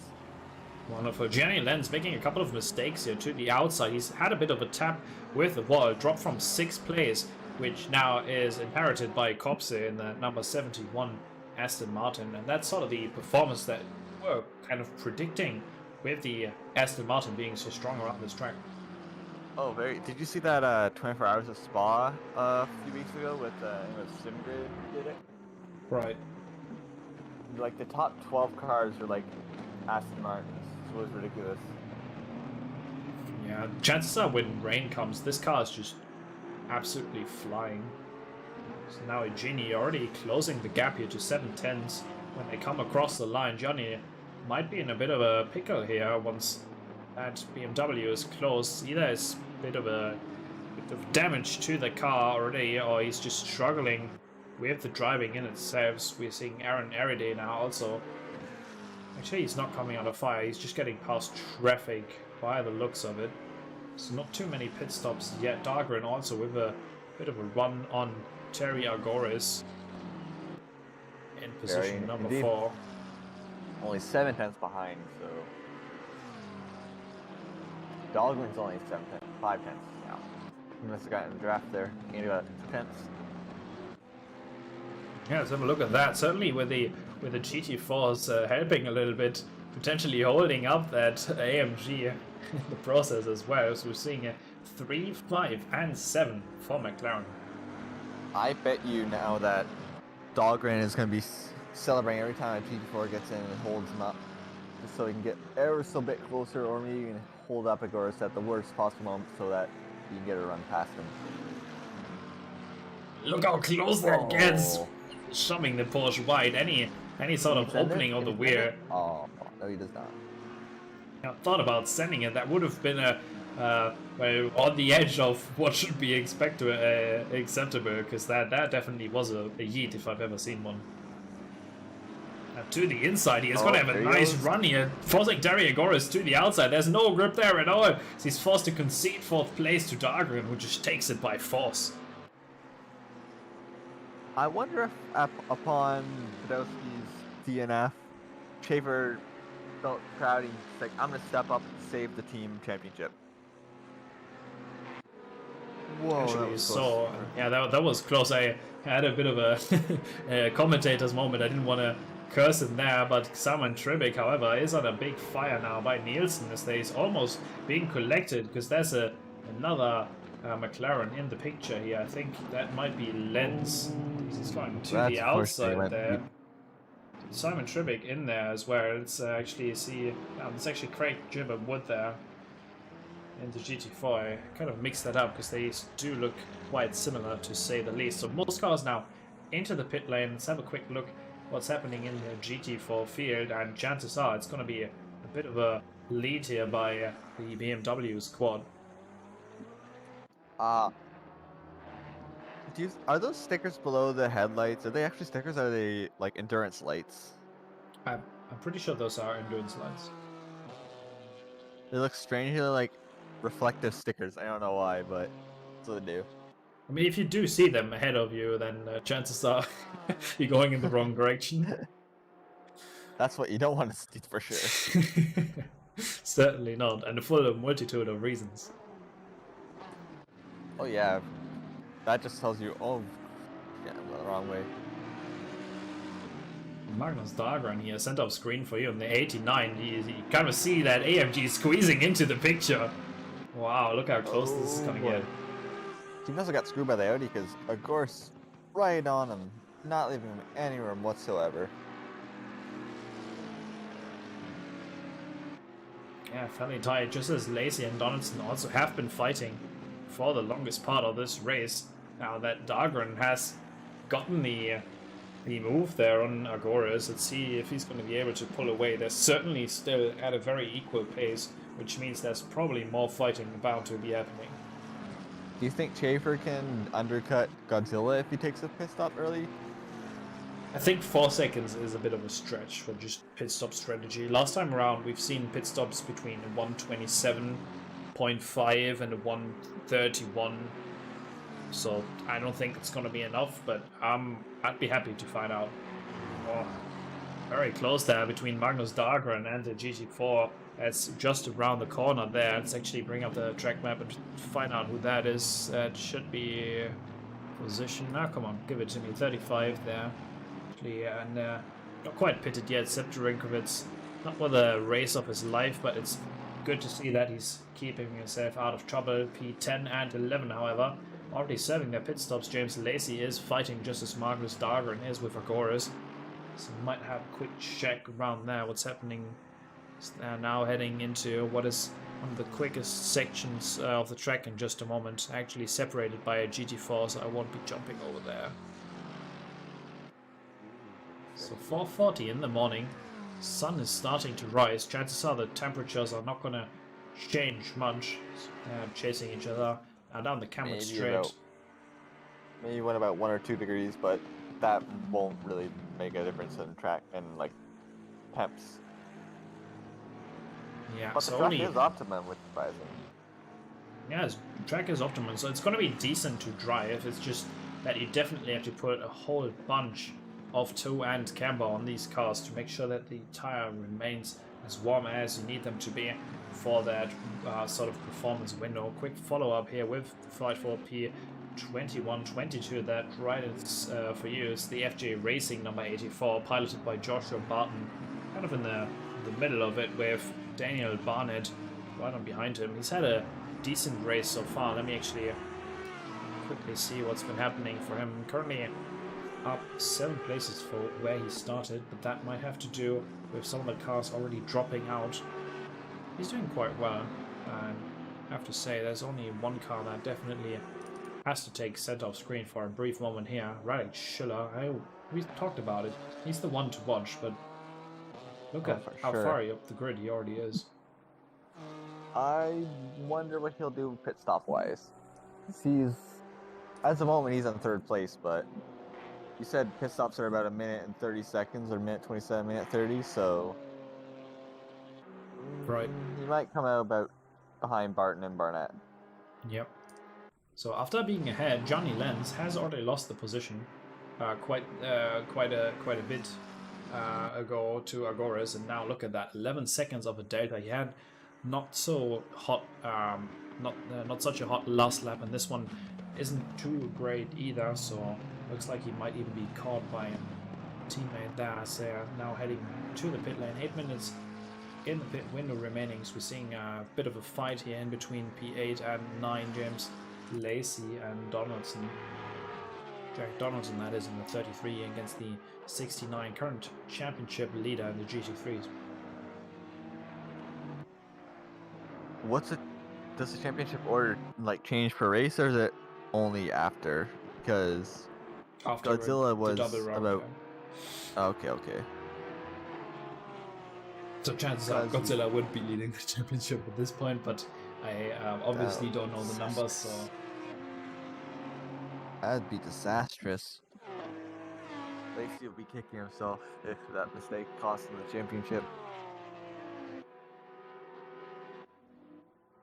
He's been doing really well all season long. It's just not very easy to be at such a high level consistently, and an easy mistake like the pit lane, the pit window rather. Go ahead. But in this, he also has to be his own engineer, so Ooh. Anyway, here is Crawford Brown on Xavier Eugeni in that interesting livery BMW.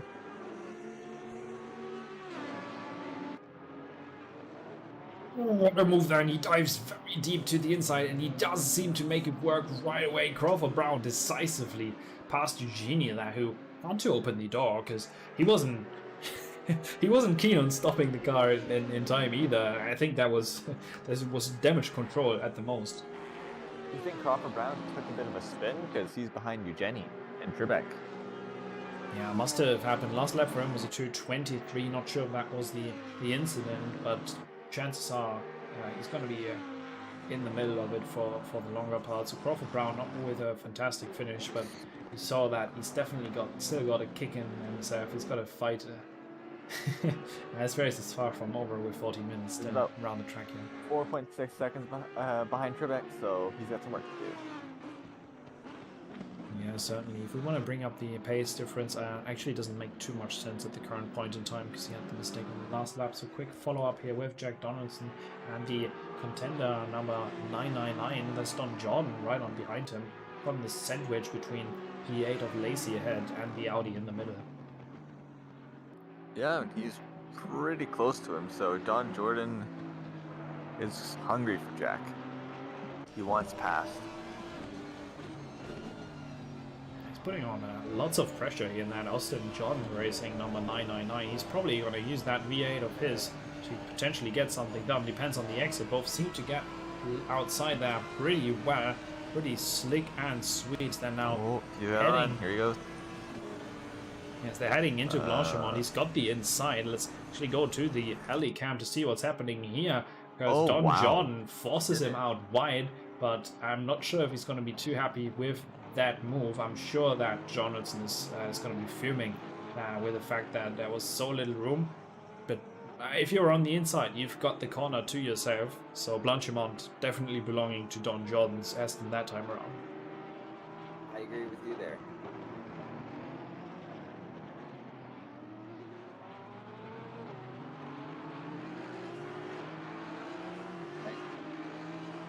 Don Jordan there, heading down to Eau Rouge, hunting down James Lacey. Oh, Iraday got past Lacey in the pit stops. Interesting. He had a bad pit stop or something. Well, yeah, he certainly did. The pit stop for him was 1 minute 37. That's almost 10 seconds slower than what you would be expecting, where at least certainly 10 seconds slower than Iriday's. So not sure what happened there. Maybe he just didn't practice it. Maybe he was going too slow to kind of show the leniency to the stewards from the last time. That's a shame. His thing is unraveling like this.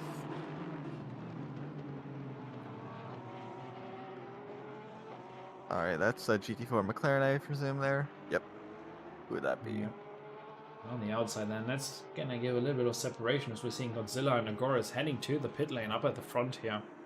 So it looks like the fail is starting to spread out a little bit. Let's look for some GT4 action, where right now Joshua Barton is dealing with some troubles, because that trouble comes knocking in the form of Daniel Barnett here. It's a fight for position 20 overall. I think P6 in class. If I get that figured out in time. Yes, it looks like it is. With Tarantino very much chasing. Tarantino, very talented GT4 driver. He is currently following to the inside. Then he goes. What a move by Tarantino. Let's see if he can make it stick, running the rumble strips to the outside. There's a little bit of a love tap there. Daniel Barnett showing the elbows. It's not going to make it easy on him, but it looks like Tarantino might have the inside here. I'll see what they're going to do. Up into T1, up into La Source. Goes in the brakes very late. Indeed, that's very well done by the Porsche driver. Tarantino moving up a place. Very tidy move there. Yeah, certainly. So you would assume that he's got that all planned and figured out. He had the run, he had the car set up in just the way he needed. Just now driving into the sunrise. It looks like the Porsche is still on an absolute flyer here. It looks like the Porsche is a little quicker through Eau Rouge than the Audi in front of him, of Barton, so Barnett's getting a tow, so ooh, very close there. So they're turning on the brakes light at the end of the Camel Straight there. They're probably looking to get something done pretty soon here, and they've got to figure this out into the second sector. The Porsche might have a good shot here, as now seeing just a brief fake to the inside there. Jacob Tarantino putting on lots of pressure. That seemed to have worked absolutely fantastic for him, as Joshua Barton misses the braking point. Can't stop the car in time as there's big contact, then side by side, all the way sideways. They're making it 3 wide now for a brief moment. Wow, Jacob Tarantino forced to now go into defense from offense now with the GT3 AMG of Godzilla joining. Things will get spicy very suddenly. Wow, I think he was on the outside, not quite with enough room. There might be some talks at the end of this race as he's sending it and he's shoving him wide all the way sideways, and a catch there by Barton. Oh no, Tarantino almost took out Godzilla there, but luckily he didn't, so Godzilla can continue on his merry way.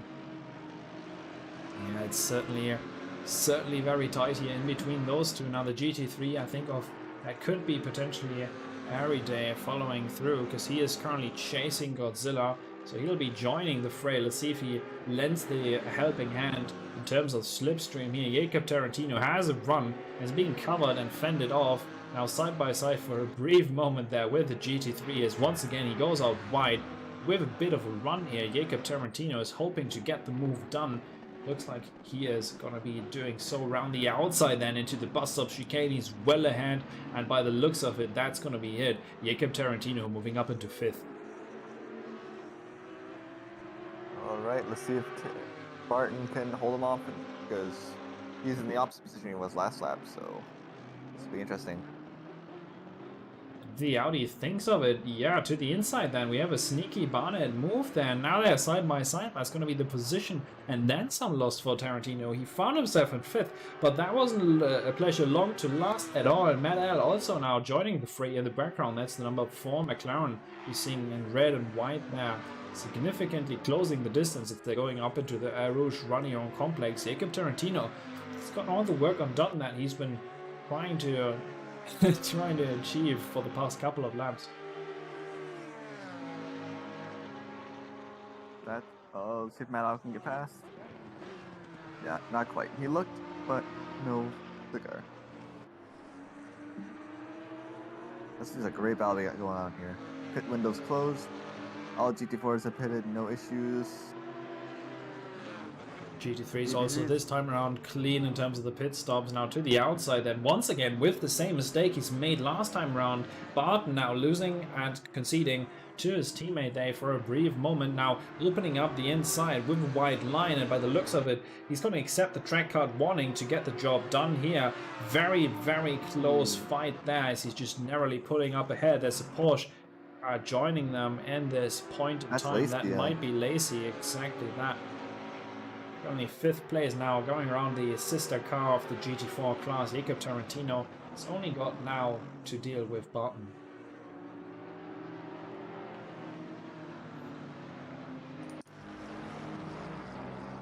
Magnus Dahlgren holding down 4th place. Uh-oh, where'd Schaefer go? Oh, sorry, he's in 1st. Wow. Schaefer up at the front here. Could give a quick rundown now that all the pit stops have been completed. Do you want to go ahead? Alright, pit stops have been completed.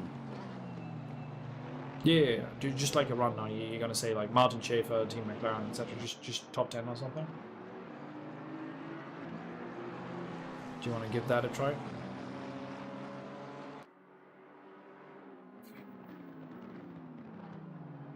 Well, I guess not. So Martin Schaefer then in position number 1 ahead of RWB Godzilla in 2nd. The 34 has been doing well at Monza and is looking to close the championship in the lead here. That would be fantastic for the Monster Energy 34 then in 3rd place, chasing quite close.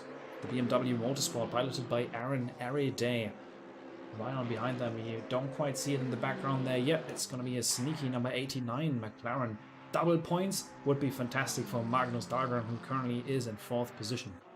And James Lacey, we've seen him in the picture with the GT4 fight we were following earlier. Don Jordan is P6 in class here, and that number 999 Terry Agoras also coming up the Eau Rouge Radion complex. We've had some struggles by the AMGs in the previous race, not too much. Now we're seeing Edo Kops now getting past this little train of cars where the fight is still very much on. Drive-through for what was the race leader and the GT Force for the longest part. Sjöberg has been struggling this race after a dominant drive last time around. We're seeing now Cops to the inside. Didn't want to quite turn away from that. As, now Crawford Brown is joining this picture very much so. Look at how tight this gets in traffic. Crawford Brown, the DBR now, with a bit of a run actually on Cops here. Now they're heading up into the second sector. Wonderful stuff as they're heading to Broussard and up into what seems to be the most technical section of the track. If you want to get it just right, then in the background here, Jack Donaldson found his way past the GT4 there, as we are also seeing Johnny Lenz in the background here, chased by Tribic very closely. It's this pack of three actually, with a GT4 in the middle. Yes. Sorry, I was answering before, but I didn't know my mic was on issue, so you didn't hear me at all. Nope.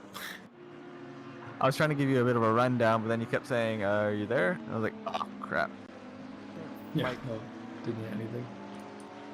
Maybe you can take the shot at the GT Force then. Now that we can actually hear you. All right, Montia for Team Mercedes, Shula for Team BMW. Oh, Shula's in second place, time from the last. So, top notch him. That should be driver of the day, I think. If not Don Jordan, but who knows? John Sargent with Team Aston in third place. Tarantino with Porsche. Daniel Barnett with Audi. Barton with Audi. Al with McLaren. Shepard with the Porsche. Mason with McLaren. Looks like Tarantino actually got the job done on Barnett as well. Oh, he did? Yeah, he's gotten past and up into a very comfortable position now that he's able to basically show the pace that he has got at the moment. Now Shepard's got a BMW on his inside. It's going to be well and clear before turn 1. 3 minutes still to go in this race. Algeria and Sjöberg also fighting quite hands-on here. Right on board here with the rear wing of the number 555 we go. It's going to be Algeria with a bit of a tow. So they're going into the bus stop chicane in just a moment. Alright. Do you think he'll send it? No, he's too far back.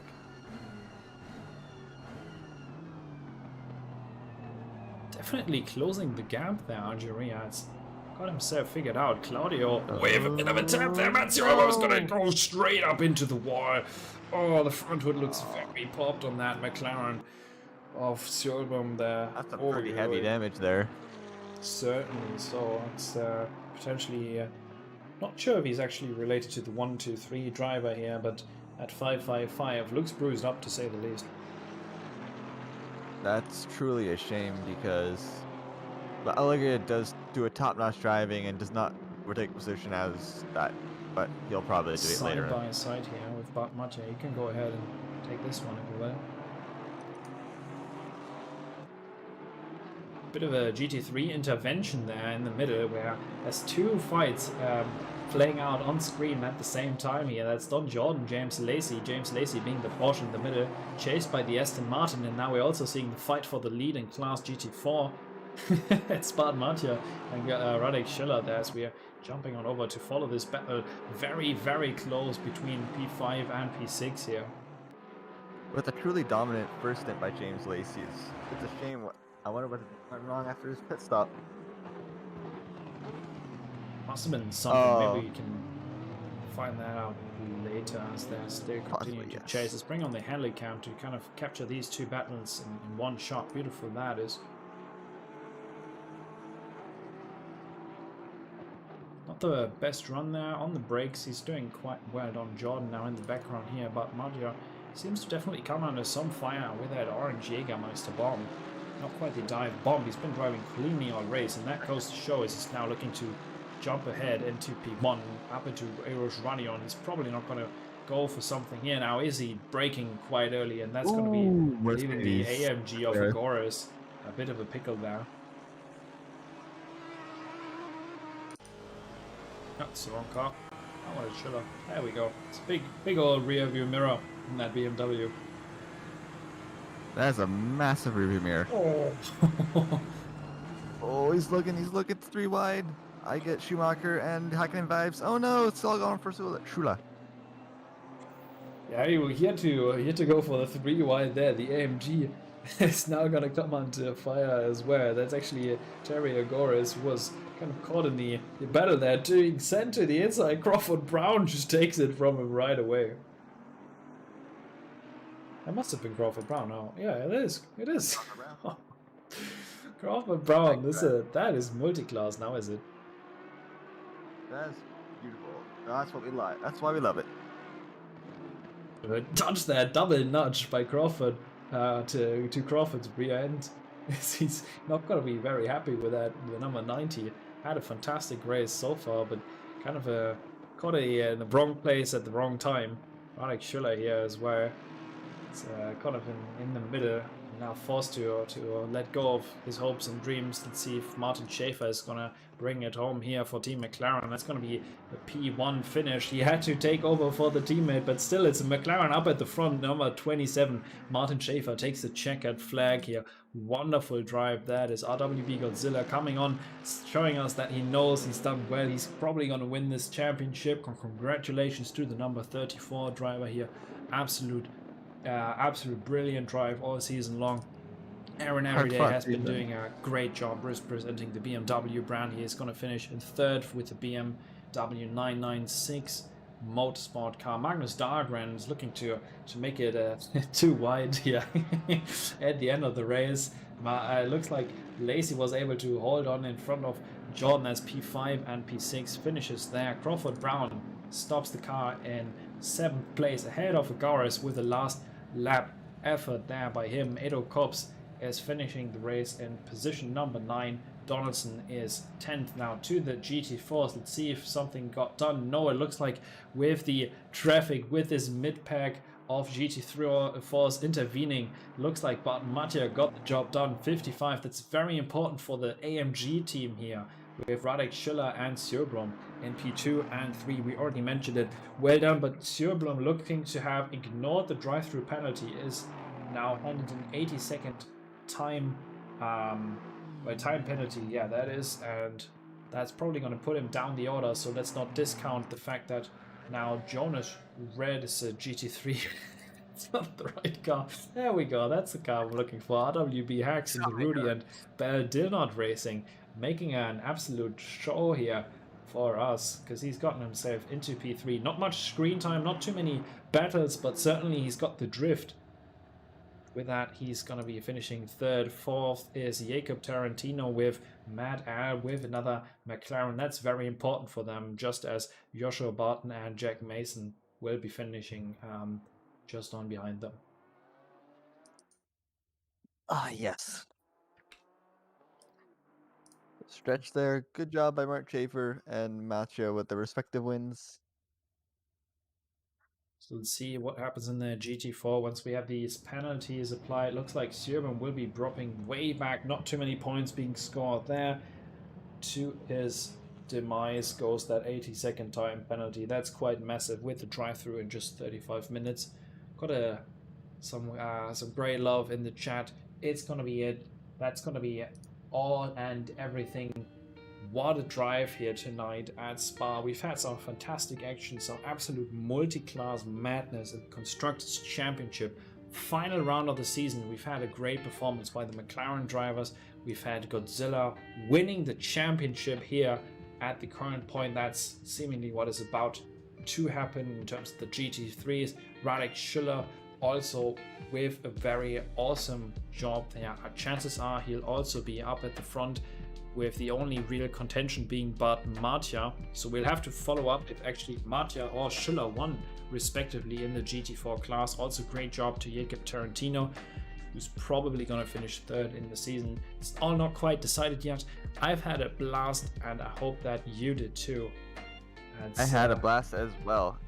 Yeah, coming to the... Hey, go ahead. And about that, I unfortunately have to go.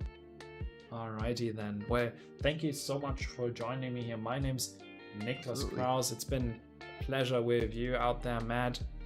Hope you're going to be joining us more on the broadcast booth. Get some of that. You bet on it. Alright, fantastic then.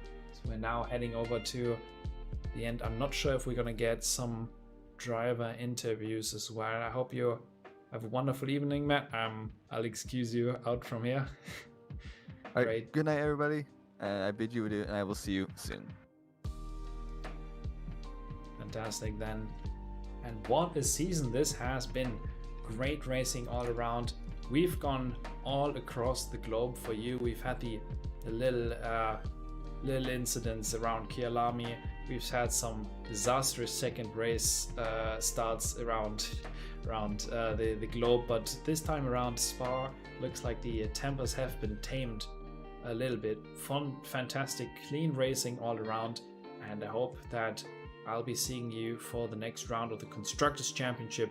My name is Niklas Kraus, and this has been final round of the CC, brought to you by RWB and Racing Sim Tools. Have a wonderful evening, and until then.